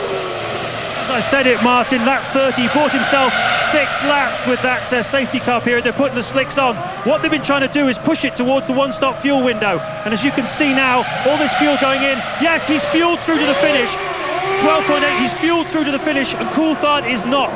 Coulthard, I believe, will have to stop again.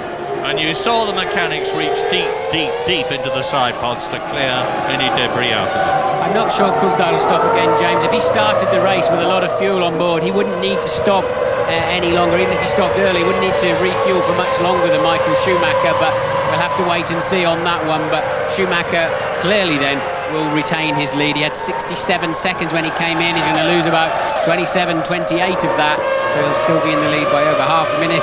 And that's a wet tyre tread that's just fallen apart. So somebody, we just saw the tail end of that car going in the pit lane. Somebody that's down the final straight, and it is one of the Minardis. It is coming a Minardi, in. yes, has stayed out too long. Stayed out too long, Murray, on those wets and thrown a tread, basically. Well, we've all seen truck treads on the motorway when we're driving. That's an unusual sight for a Formula 1 driver. But Michael Schumacher has rejoined in the lead ahead of his teammate Rubens Barrichello. And there is Tarso Marquez with the European Minardi people swarming round him, changing his tyres. And there's Luciano Berti having a go at David Coulthard. That's to unlap himself if Berti gets through there. And the Michelins, which Berti is on, of course, really are working well at this stage of the race. But I don't quite know where Berti came from there, whether it was Coulthard lapping Berti and then Berti sort of having a bit of a faint stab back at the inside, or whether he really is homing in on Coulthard. We'll have to wait and see. But what an absolute blinder of a race Holland's Jos Verstappen is driving. Look, Ralf Schumacher has dropped back. He's staying ahead of Mika Häkkinen. There is the Jordan behind Mika Häkkinen of Heinz-Harald Frentzen. So you're looking at 4th, 5th, 6th and 7th together. Verstappen, Schumacher, Häkkinen and Heinz-Harald Frentzen. And Michael Schumacher continues, of course, to lead this race on lap 32 out of 55. And Ralf Schumacher has yet another look at Jos Verstappen, who again gives him the Dutch equivalent of "Oh no, you're not my friend." Moves across, which he's entitled to do.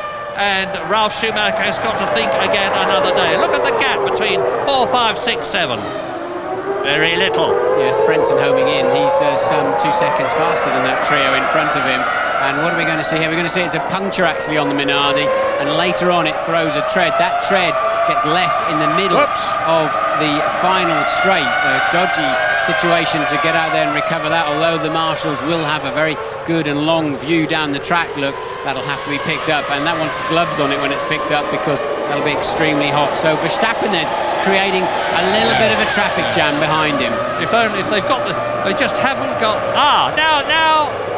That was a very very late attempt there from Ralf, and Verstappen will be doing well if he can. There's no space for him there, so Ralf really a brave one and left Jos Verstappen to avoid an accident.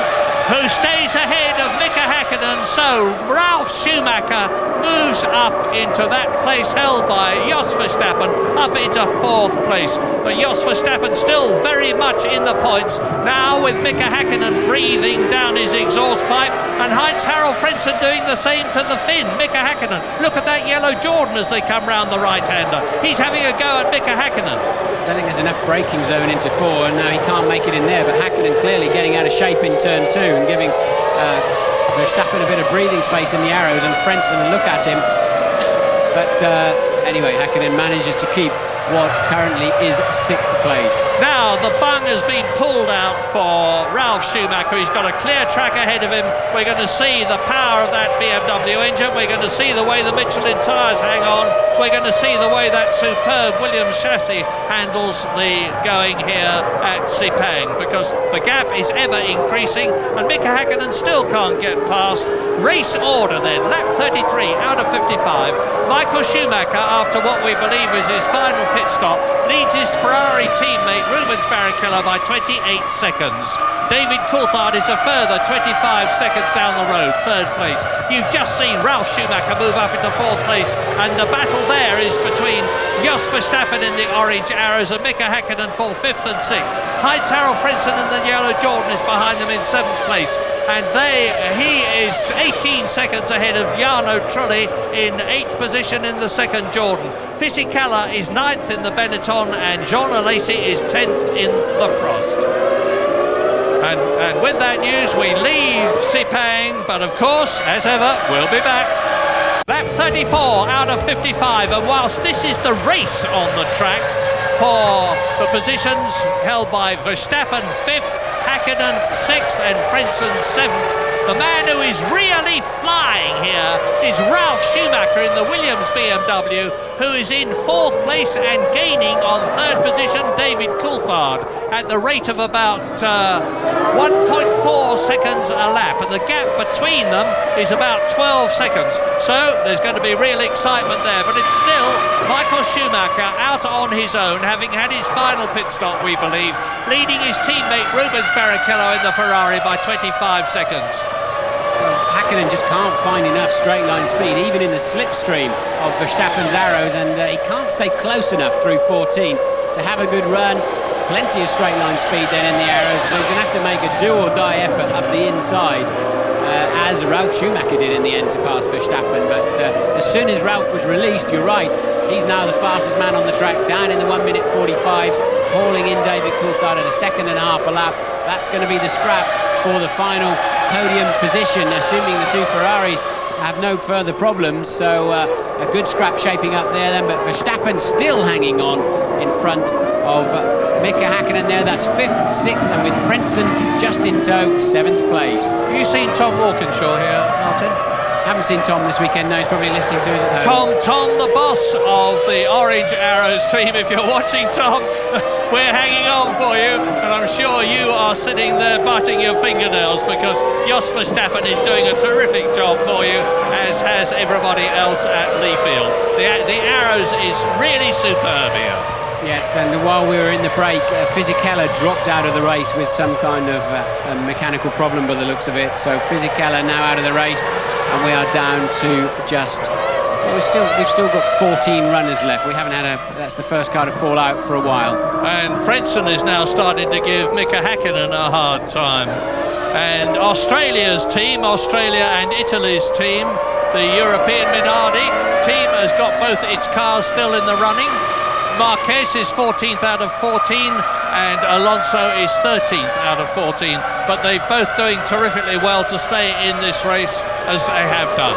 And now Ralf Schumacher is again doing a fastest lap of this part of the race.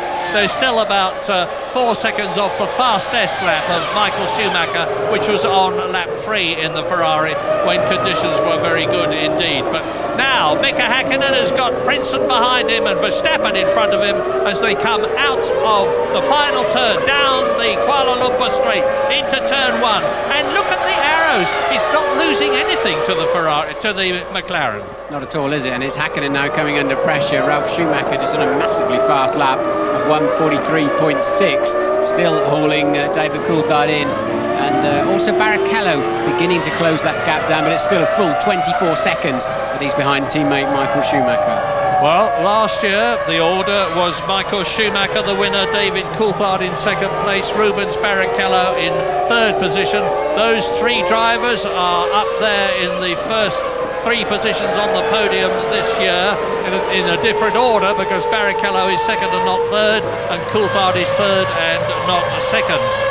but it was Mika Häkkinen who was in 4th position last year, and now we look for the first time for some time at one of the Ferraris. It's that of Rubens Barrichello, soldiering on very quickly, but 24 seconds behind Michael Schumacher, who has got this race by the throat. Rubens, 3rd in Australia, and the Ross Brawn team have produced a magnificent motor car. We've been used to Michael Schumacher trying to lead Ferrari back to victory as Giancarlo Fisichella walks in. Not a good race for him, and of course he was well out of the order in Australia too. It's a hard season for him, and they're all closing up now on Luciano Berti, who is in 10th position in the Arrows. He moves over, he lets Verstappen through, he lets Häkkinen through, and he will let Heinz-Harald Frentzen through. Berti in the Jaguar. Remember, Fisichella started at the back of the field. We're watching him walk back in after he confused himself on the start line and parked on the wrong side of the racetrack, and they had to abort the first start of the afternoon because Fisichella was asleep. Well, you're not seeing much of Michael Schumacher because he's out on his own, 24 seconds. But the man to watch at the moment, as I keep on saying, is Ralf Schumacher. He's on another fastest lap. He's got the gap between himself and 3rd place David Coulthard down to 5 seconds now as we watch this terrific tussle between Holland's Verstappen, Finland's Häkkinen and Germany's Heinz-Harald Frentzen. 2 Germans in the top 7, 1 Brazilian, 1 Scotsman, 1 Dutchman. Now this is Tasso Marquez. He's down in 14th position, and coming up behind him is the Prost. Both the Prosts are left in the race. Mazzacane from Argentina is in 12th position. John Alesi is in 9th position. There is Rubens Barrichello, who has lapped this battle between Mazzacane in the blue Prost and Tasso Marquez in the black European Minardi. Marquez who is pulling away. So Ralf Schumacher then, he's on another hot lap. He's going to have the gap down to 2-point-something seconds, I would imagine. 2.3 it is, and another new fastest lap of the race for himself. That is Ralf Schumacher, and now just 2.3. He'll be up behind Coulthard before the end of the lap that they're on at the moment, but this is still the scrap behind them for 5th, 6th and 7th. Now they're all on slick tyres, on groove tyres, which require the driest part of the track. When you look down from the helicopter, you will have noticed a light grey line on the tarmac all around the circuit, and really they're having to stick to that, because if you move off onto the wetter stuff on these groove tyres, the grip will diminish. You'll get wheel spin, you get enormous deceleration when you take your foot off the accelerator in these cars, and you can very easily spin out of contention. And it's probably that, as much as anything else, that's making it so difficult for Mika Häkkinen to do anything about Jos Verstappen in front of him. Now, where is Ralf Schumacher? He is so hooked up. He's over 3 seconds faster than anybody else, including his brother Michael now. This stage of the race, with the track just now slightly damp, it's Ralf Schumacher that is absolutely on the move. And he's been homing in last time round 2.8 seconds quicker than 3rd place man Coulthard, and still line astern then 5, 6 and 7. Now the interesting thing about that is that Ralf Schumacher is on the Michelin tyres. Michael Schumacher and Barrichello and Coulthard are on the Bridgestones. So the first 3 are on Bridgestones, the 4th but fastest is on Michelin's. Now I can tell you why, because Ralf Schumacher, I believe, looking out of the pit, and he's through. Sorry, he's through in 13. And Verstappen doesn't give in. He tries to go through on the inside. He's trying again. Jos Verstappen is a fighter every inch of the way. Mika Häkkinen got past him. Jos Verstappen has refused to give way and refuses still to give way. Runs wide. And Frentzen goes through on the inside. He's going to take both of them. Now he takes Häkkinen. Häkkinen, far from gaining a place, has lost one. And Frentzen now is going to have a go at Jos Verstappen. Wow! Yeah, so Häkkinen then so deep into 13 and 14, clearly lost momentum on the exit. Jos said, right, I'm going to have another go at you, and stuck with it. And this is Ralf Schumacher. That's why he was so fast. He was low on fuel, but still extremely quick laps there from Ralf. But that'll take the pressure off of Coulthard. but he's still a half a minute behind the Ferraris up front, and Verstappen then hanging on to 5th place. Great drive from him today. Yeah, the incredible Jos Verstappen has seen Mika Häkkinen off. Now, is he going to do the same to Frentzen? But look at the gap that's extended between him and the yellow Jordan. The battle for 5th, 6th and 7th position continues to rage. I think Verstappen's right rear gave Häkkinen's left front a bit of a slap as he just lost the back slightly under braking for that turn 15, but I don't imagine either car will have any damage. James Allen.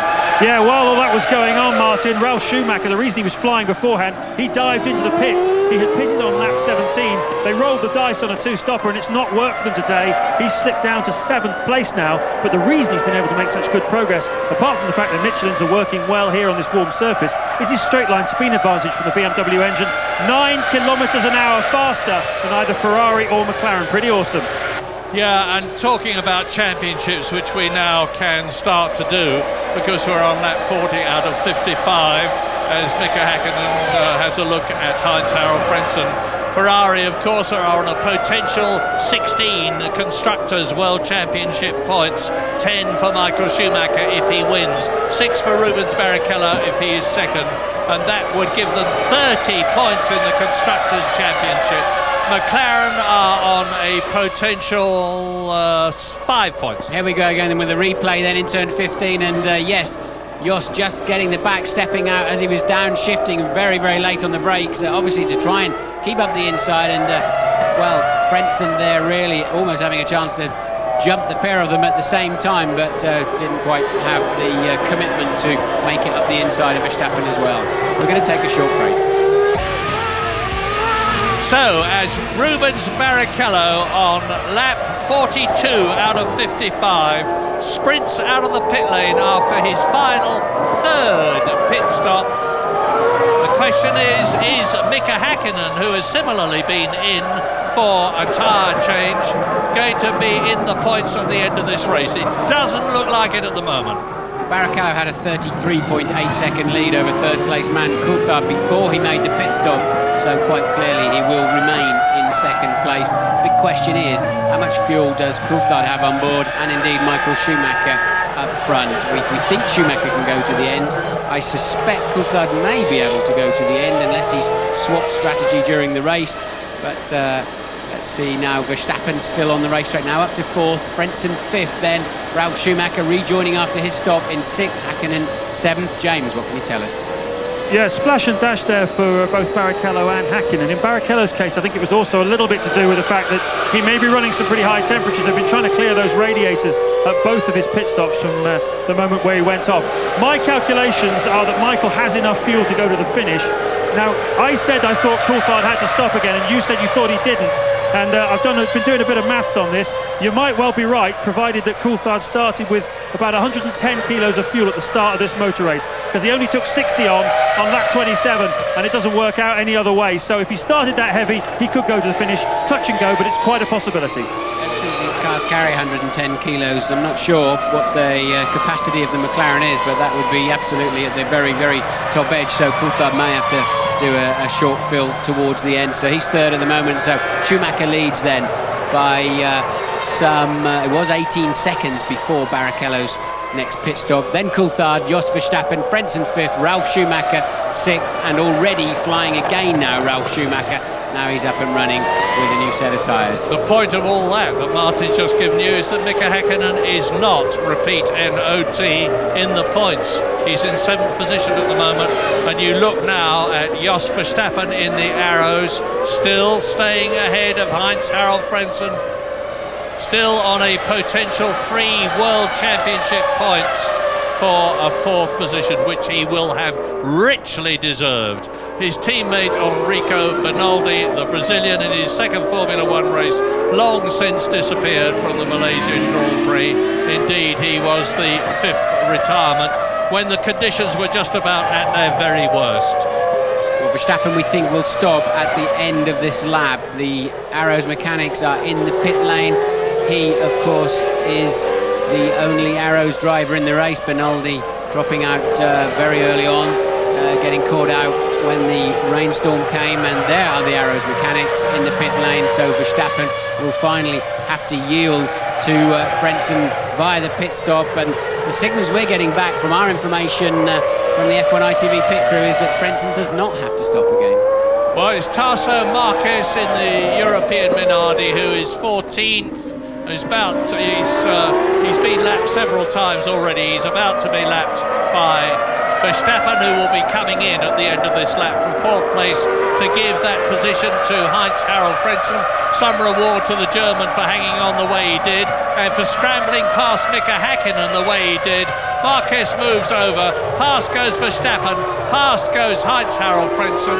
They go down into the reverse straight, the Penang straight, which leads up to the final corner on this lap, and you can expect to see Jos Verstappen go straight on into the pit lane, and for Heinz-Harald Frentzen to move up a place. There it is. Heinz-Harald Frentzen now in the Jordan is therefore in 4th position.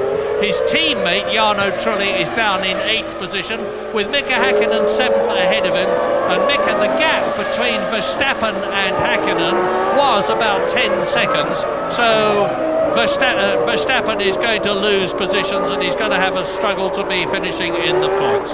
Very tough one. Be careful if you're taking rip-offs off your visor doing slow speed. That's when they get sucked into your own radiator scoops or your own brake ducts or something. They're much better ripped off at high speed, making sure then that they go straight out. That's a good stop from the Arrows boys, just 7 seconds.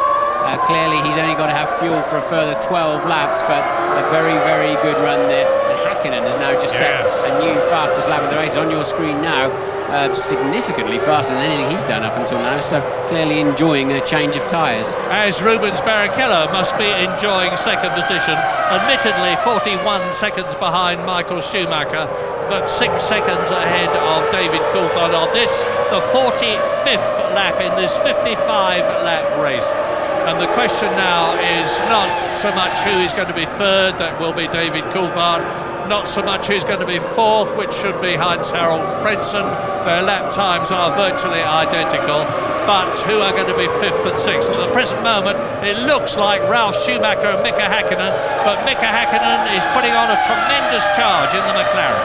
Depends how much fuel Coulthard's got on board. As we've said before, really it must be touch and go for him to get to the end of the race. If he has to pit, I don't see him being able to maintain that current 3rd place podium position. We're taking a short break.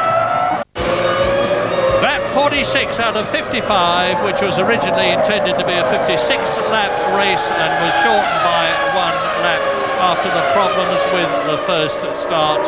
And it looks at the present moment as though Ferrari are going to finish 1st and 2nd to give Michael Schumacher his 6th successive victory.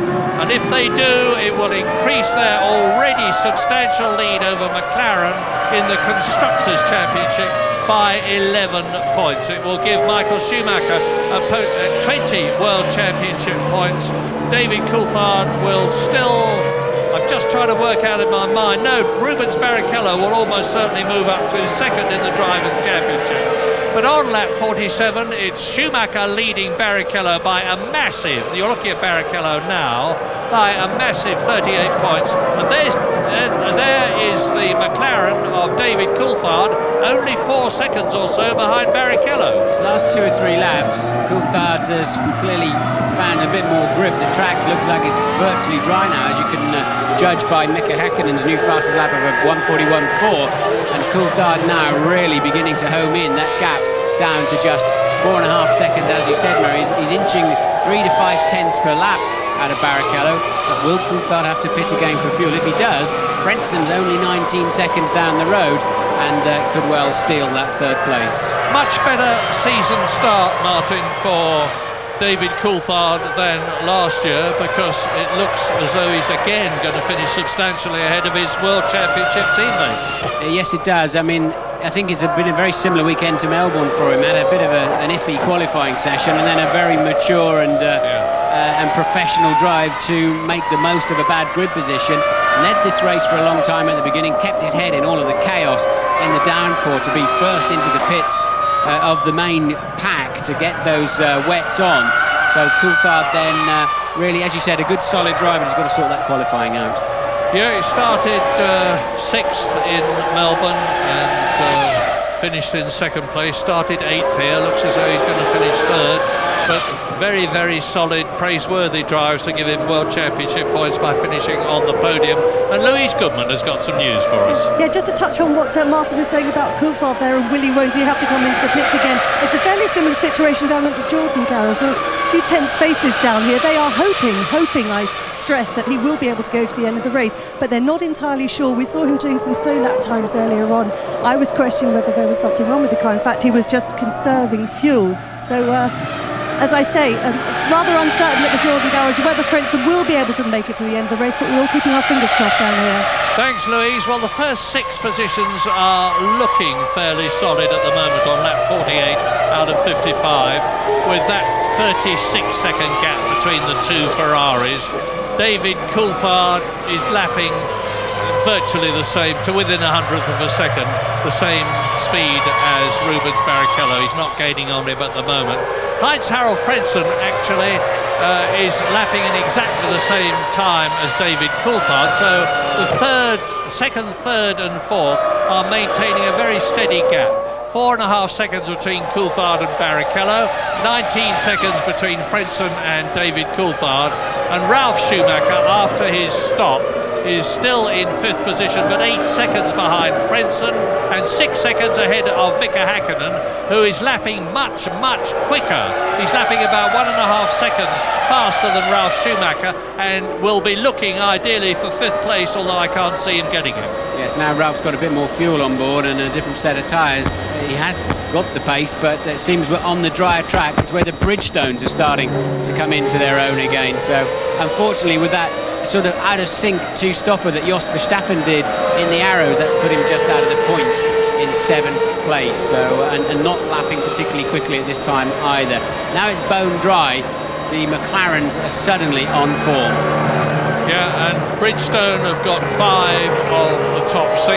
Michelin have got 1 with Ralf Schumacher in 5th position, Williams, BMW, and you're looking at the master himself, Michael Schumacher, on his 49th lap. Really, he's just got to keep it nice and steady. Tour around by his standards, 1 minute 44 compared with his fastest lap of 1 minute 42. And 2 seconds isn't very much in terms of time, but if you're a racing driver in Formula One, it's taking the edge off your ultimate performance quite a lot. Another new fastest lap then by Häkkinen, a 140.9, and well, Michael Schumacher with a half a minute advantage over a Ferrari 1-2 at the moment. You wouldn't imagine that, would you, as they were bouncing across the gravel and completely out of sync. Spent a minute in the pits trying to sort out which tyres they were going to put on. It looked like their afternoon was completely trashed, to be honest. Yeah. But somehow or other, they're way out front. I remember right at the beginning of the broadcast saying that people who should know better are writing McLaren off, but don't you believe it? Well, McLaren got up there, but things have gone awry for them since. Ferrari are definitely on top at the moment, but you can never discount the Woking team. They've won, they're used to winning. Ron Dennis, the boss, says he feels pain whenever he finishes second. He'll be in pain after this race, but it will motivate the whole team even more than their normal motivation, and they are a very motivated lot at Woking to get to grips with the prancing horse team from Maranello, Ferrari. Yes, Barrichello now edging back out on 3rd place man Coulthard. You're watching Häkkinen, but just to remind you how, despite now swanning around at the front, just minding his own business, Michael Schumacher still over half a minute in the lead, and that is because they've moved onto intermediate tyres, and it's just absolutely the right tyre. Then changed it to effectively a one-stop strategy for Michael Schumacher, and it's all been too easy since then. Yep, Mika Häkkinen crosses the line. He's on his 50th lap now. He's just passed the Prost of Jean Alesi, which is in 9th position and has therefore been lapped. There are 7 people on the same lap. They are Schumacher leading, Barrichello second, Coulthard third, Frentzen fourth, Ralf Schumacher fifth, Mika Häkkinen that you are looking at in 6th position, and Jos Verstappen in the Arrows, just out of the points by 1 position, is still on the same lap as Michael Schumacher, albeit 1 minute 32.6 seconds behind, which is very nearly, it's the difference of about 10 seconds between being lapped. But to finish on the same lap as Schumacher here, and today's conditions will be no mean achievement. As you look at Ralf Schumacher, 5th position. And look at Mika Häkkinen then, just 2.4 seconds behind last time over the start-finish line, and already some 1.1 seconds up on this lap, hence the gap you can see before your very eyes. And what a turnaround in a few laps, isn't it? It was just 7-8 laps ago that it was Ralf Schumacher climbing, despite, albeit with less fuel on board at the time, climbing all over the back of that McLaren and just breezing past it down the straight. And now the roles are very much reversed as Häkkinen homes in on a possible 5th place and 2 World Championship points. An awful lot of brake dust coming out of the back of Ralf Schumacher's Williams there. I wonder if he's beginning to suffer with brake problems. BMW power, it says on the back of Ralf Schumacher's Williams. Mercedes-Benz power for the McLaren behind him. The two German Titan engine and car firms battling for this position for 5th place. Now Ralf Schumacher's got an enormous amount of grunt, but Mika Häkkinen has closed up on him all the time. Ralf Schumacher has got to now make his Williams as wide as he legally can on the track. He mustn't weave about to prevent Mika Häkkinen getting past him. He can move about a reasonable amount, but if he does it too much, he'll be shown the blue flag. Well, he's not doing it at all at the present moment. We're on lap 51 now, 4 laps to go at the end of this one. The two Ferraris still way out ahead as Ralf Schumacher in the Williams, Mika Häkkinen in the McLaren close up on a competitor in front of them. I just saw the car, I couldn't identify which one it was, but I think it's Mazzacani in the Prost. There it is as they go round the long right-hander at turn 3. And Mika Häkkinen visibly closing up. He's right on the rear wing of Ralf Schumacher now. Ralf turns in through the left, through the right. Yes, this is 13 leading into 14.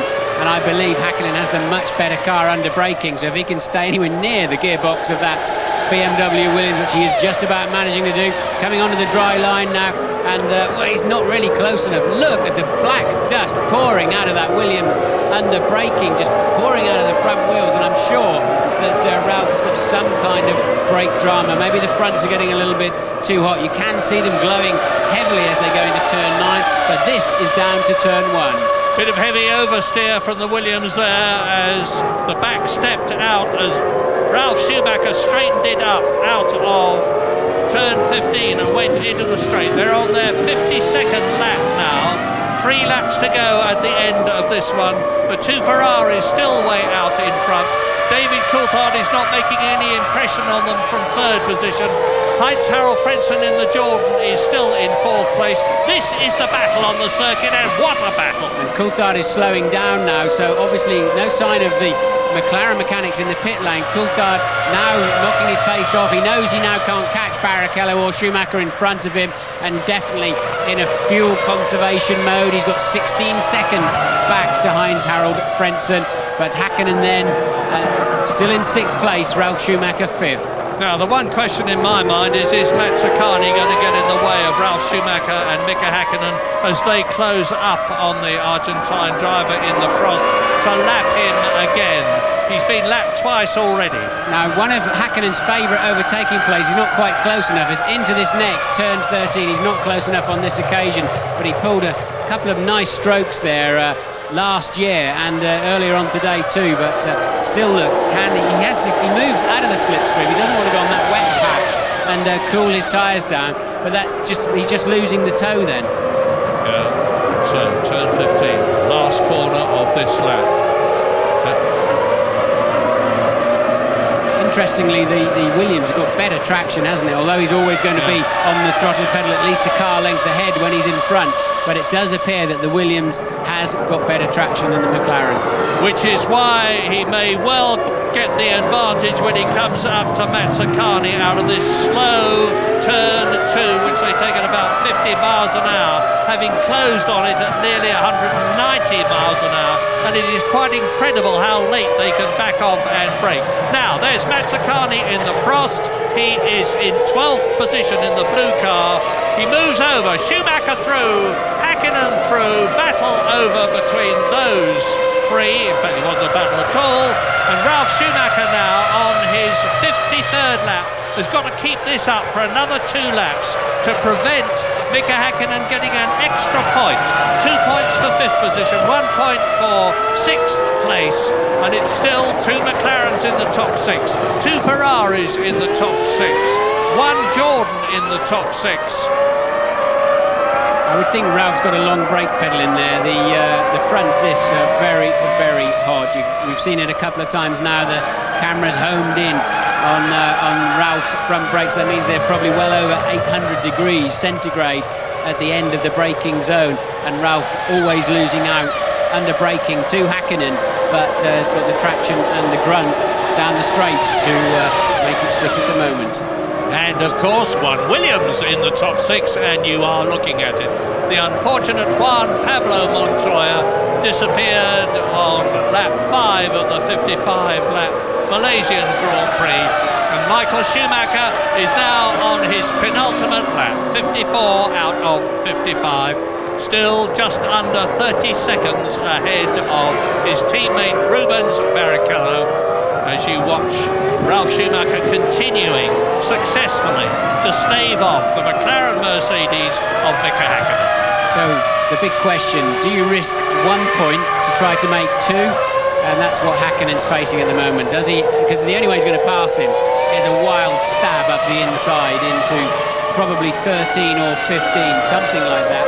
Maybe 9 if he can stay anywhere near him on the exit of 8. But he may risk 1 point by running into him to take the extra 2. Well, common sense says no, but now Michael Schumacher from Hoerth in Germany, although he currently lives in Switzerland, is on his victorious way in the Ferrari. You're looking at him now. He's driven a quite superb race, and I seem to be saying this all the time these days, as I do about everybody at Ferrari. They are definitely not in the ascendancy, they are on top at the moment. They fought so hard and so long to stay ahead, get ahead of McLaren. They got ahead in the Constructors' Championship the year before last. They won both the drivers and the constructors last year. This is going to be Michael Schumacher's 6th successive win. He won the last 4 races of the year 2000. He's going to have won the first 2 races of 2001. He is looking increasingly invincible, but as I've said many times before, anything can change in Formula One. McLaren will fight hard to close the gap between themselves and Ferrari. They have an enormous amount of pride, but Michael Schumacher is the man at the present moment. He's not very far off from the closing corners of the 3rd Malaysian Grand Prix, the 3rd time we've been here in 15 months to this quite magnificent facility, undoubtedly the best in the world. And Michael Schumacher is coming up now to the last corner to win again in Malaysia, to take 10 Drivers' World Championship points. It's not who's going to win, Michael Schumacher. It's not who's going to be second, Rubens Barrichello. It's not who is going to be third, David Coulthard. It's not even who is going to be fourth, Heinz-Harald Frentzen, as Michael Schumacher wins in Malaysia. The question is, who is going to be fifth? Is it going to be Ralf Schumacher or Mika Häkkinen? So 6 wins then, Murray, for Michael Schumacher, 6 consecutive poles, 6 consecutive wins. That's only beaten by the great Fangio, isn't it? For 9, yep. Ascari, sorry, for Ascari, 9 consecutive wins. Coulthard goes over the line for yet another podium. The same 3 men on the podium, slightly different positions, and Ralf Schumacher, and only 3.8 seconds behind Frentzen. Look, Ralf Schumacher is going to keep Frentzen 4th, Ralf Schumacher 5th, Häkkinen final point in 6th.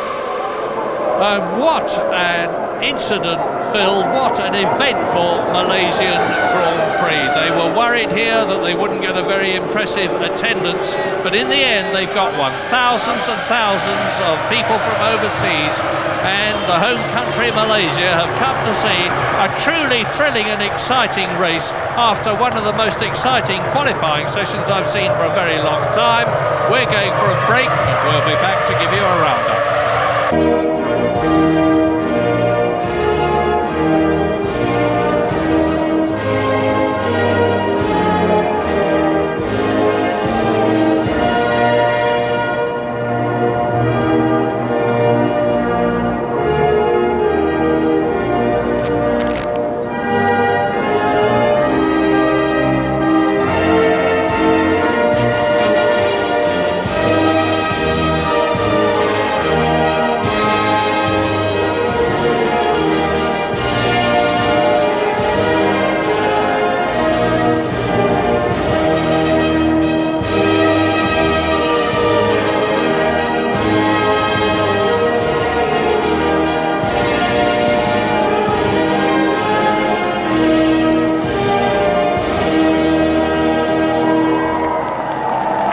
Michael Schumacher throws the arms up. And of course now we have the anthem for constructors.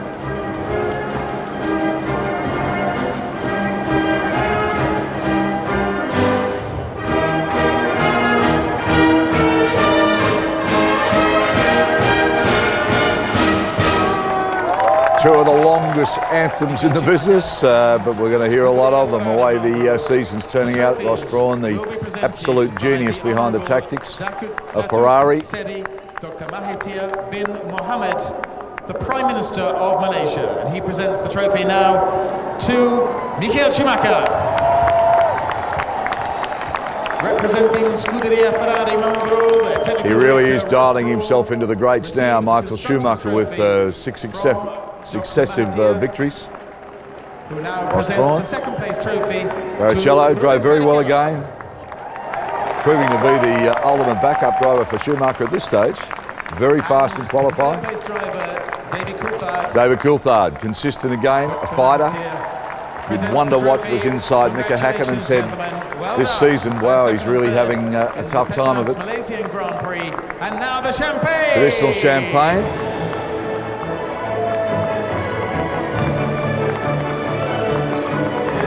The celebrations will certainly continue in the Ferrari pits. 1 and 2. It doesn't get any better than that.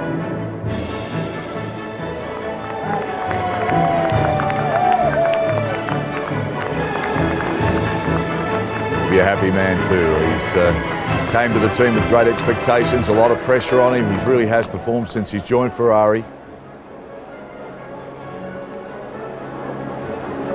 And there we are. Brawn, Barrichello, Schumacher and Coulthard.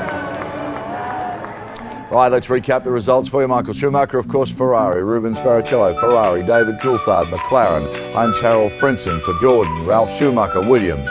Mika Häkkinen, McLaren. Winding down through the field now, as you can see, the Drivers' Championship. Michael Schumacher, Ferrari, 20 points. David Coulthard has 10 points. Ruben Barrichello has 10, so that's a good battle going there. Heinz-Harald Frentzen, Jordan has 5. Then we have Heinfeld, which is there, and Ralf Schumacher now on 2. Bit unlucky. Constructors' Championship, Ferrari now out to 30 points, ahead of McLaren on 11, Jordan 5, Sauber on 4, Williams 2. They wouldn't be happy with that. So there we are. We'll take a break. We'll come back with the drivers' interviews for you, so stay with us. Congratulations, it's your 6th win in a row, but on the team radio, when on the slowdown lap, we heard you saying to Rosso it was a bit boring at the end. Was it boring at the beginning? I didn't say boring. No, you must have misunderstood something. I said it won't be as easy for the future. We have to keep pushing. No, you can't call this race boring. It was very exciting. I mean, I thought it was all finished by whatever lap number when the rain started and I went off the circuit. I was seeing the barrier already very close and thinking that's my part now. And then I saw Rubens just coming next by the same corner. So actually we were lucky that the car stood in shape and didn't get heavily damaged. And we were able to do the race we did finally. Now, once the safety car came in, you were about, I think, 5 seconds a lap faster than everyone else. Why was that? First of all, I think we had intermediate tyres on compared to some drivers had rain tyres on, and I think that it's a bit of a difference. Although I was behind Jos, and Jos, he was flying. I mean, he was on rain tyres. I think he was the fastest car basically out there, and I thought it would be a lot easier to overtake him, but he was going very well, and he made it very difficult to me. How much of a gamble, and whose decision was it to put you on intermediate tyres in the middle of a monsoon? It's a driver's call, actually, and we knew that if at all it's going to be a shower, we might struggle for a number of laps, and it will be better for the end, and that's the way it was. Thank you very much, Michael.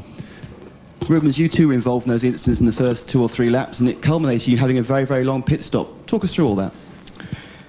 Well, I told Ross like 1 lap before win off that he was actually speeding down a bit, and when I saw Michael going off, I was too close to him. My car was handling quite well at that time, and then out of turn 5, I saw him going straight. I had no time to do anything. If I had a spin at that time, I would have actually collect Michael right in the middle. So I was lucky to recover and get going. It was a shame that actually a pity that I couldn't pit stop go to my pit at that time because we took the decision to stay on the track, and all of a sudden I think I spun 3 or 4 times again. There was a lot of water on the track, and but we made the good choice on the tires, and unfortunately, the pit stop took so long. I mean, it was going quite well. All of a sudden, I saw one of the mechanics putting a slick tire on my right side, and the engine was already too hot. Everything was running hot. I saw Michael behind me. I didn't know what to do. So basically, I had to calm down and go again. Now, I think at the end of the day, Michael made 1 stop and you made 2. Was that always the plan? That's petrol stops. Well, I tell you, Michael is a hell of a driver, and. But I wish I could have a little bit of his lucky as well, because I think when he went off, he didn't collect as much stones as I did. So I had to stop once more to clean everything, basically. So at the end of the day, he got it. I think during the course of the race, you actually lost both your barge boards. How did the car handle with those items missing? I think we have a good car, a fantastic car, actually. The best car I ever driven, like I have said. Once I came on the radio to tell that I saw some bits of the car flying, and that's basically was some of the barge boards and maybe the brake duct or something. But I ran off the track 3 or 4 times, so the cars are very robust, but they're not off-road cars. So basically that's the story. Thanks, Rubens. David, you started 8th, but at the end of the safety car period you were 1st. Was that great driving or good luck? I wish I could say it was great driving, but of course it takes a lot of luck in those circumstances, and when I saw both the Ferraris going off, that gave Trulli, who was running in front of me, a bit of warning, and it gave me some warning. So we stayed on the track, and obviously it was quite clear we would have to come in, even though it was only half wet on the track and the other half of the circuit was completely dry. But coming into the last corner, both Jarno and myself spun, but I managed to keep it going and come into the pits. And at that time, we thought it was the right decision to go for full wet, and clearly with that amount of water, it was. But as the safety car then came out, you can be sure that you're not going to start driving again with so much water on the track. So in hindsight, intermediates would have been a better tyre, because we had to run the wets a long time, and I was losing a lot of time, obviously, to the Ferraris when I was waiting for the slicks. Again, the two of you, Mika and yourself, made a different fuel stop strategy, 2 stops during the race and 1 for yourself. Was that always planned? No, we were flexible in the circuit, especially given where I qualified, and certainly for Mika as well. You have to try and leave an element of flexibility there, because we knew the weather was a little bit dodgy, so it was 50-50 whether we'd have a wet race. Hey, David. Michael, in the past couple of... Yeah, fascinating stuff, isn't it? How could you call that race a boring race? No way. Right, Australia's Mark Webber has really been in the news this week. He's been travelling very quickly indeed. Michael Maher spoke to Mark in Melbourne, so let's take you behind the scenes to In the Pits.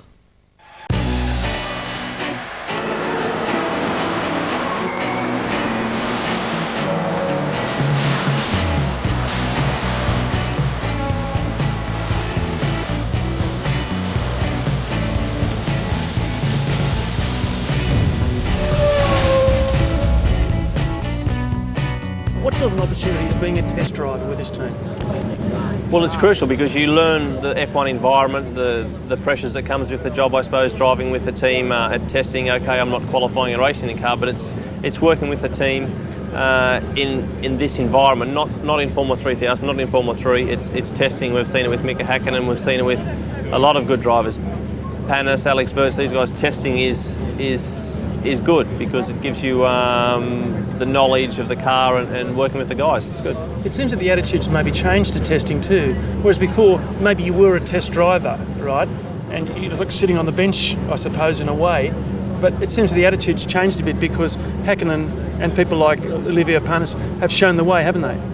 Yeah, and also the role of the test drivers come even more crucial because the manufacturers now are getting Formula 1's getting bigger and bigger and bigger, and the workload on everybody, the mechanics, just everybody is huge, and also the drivers.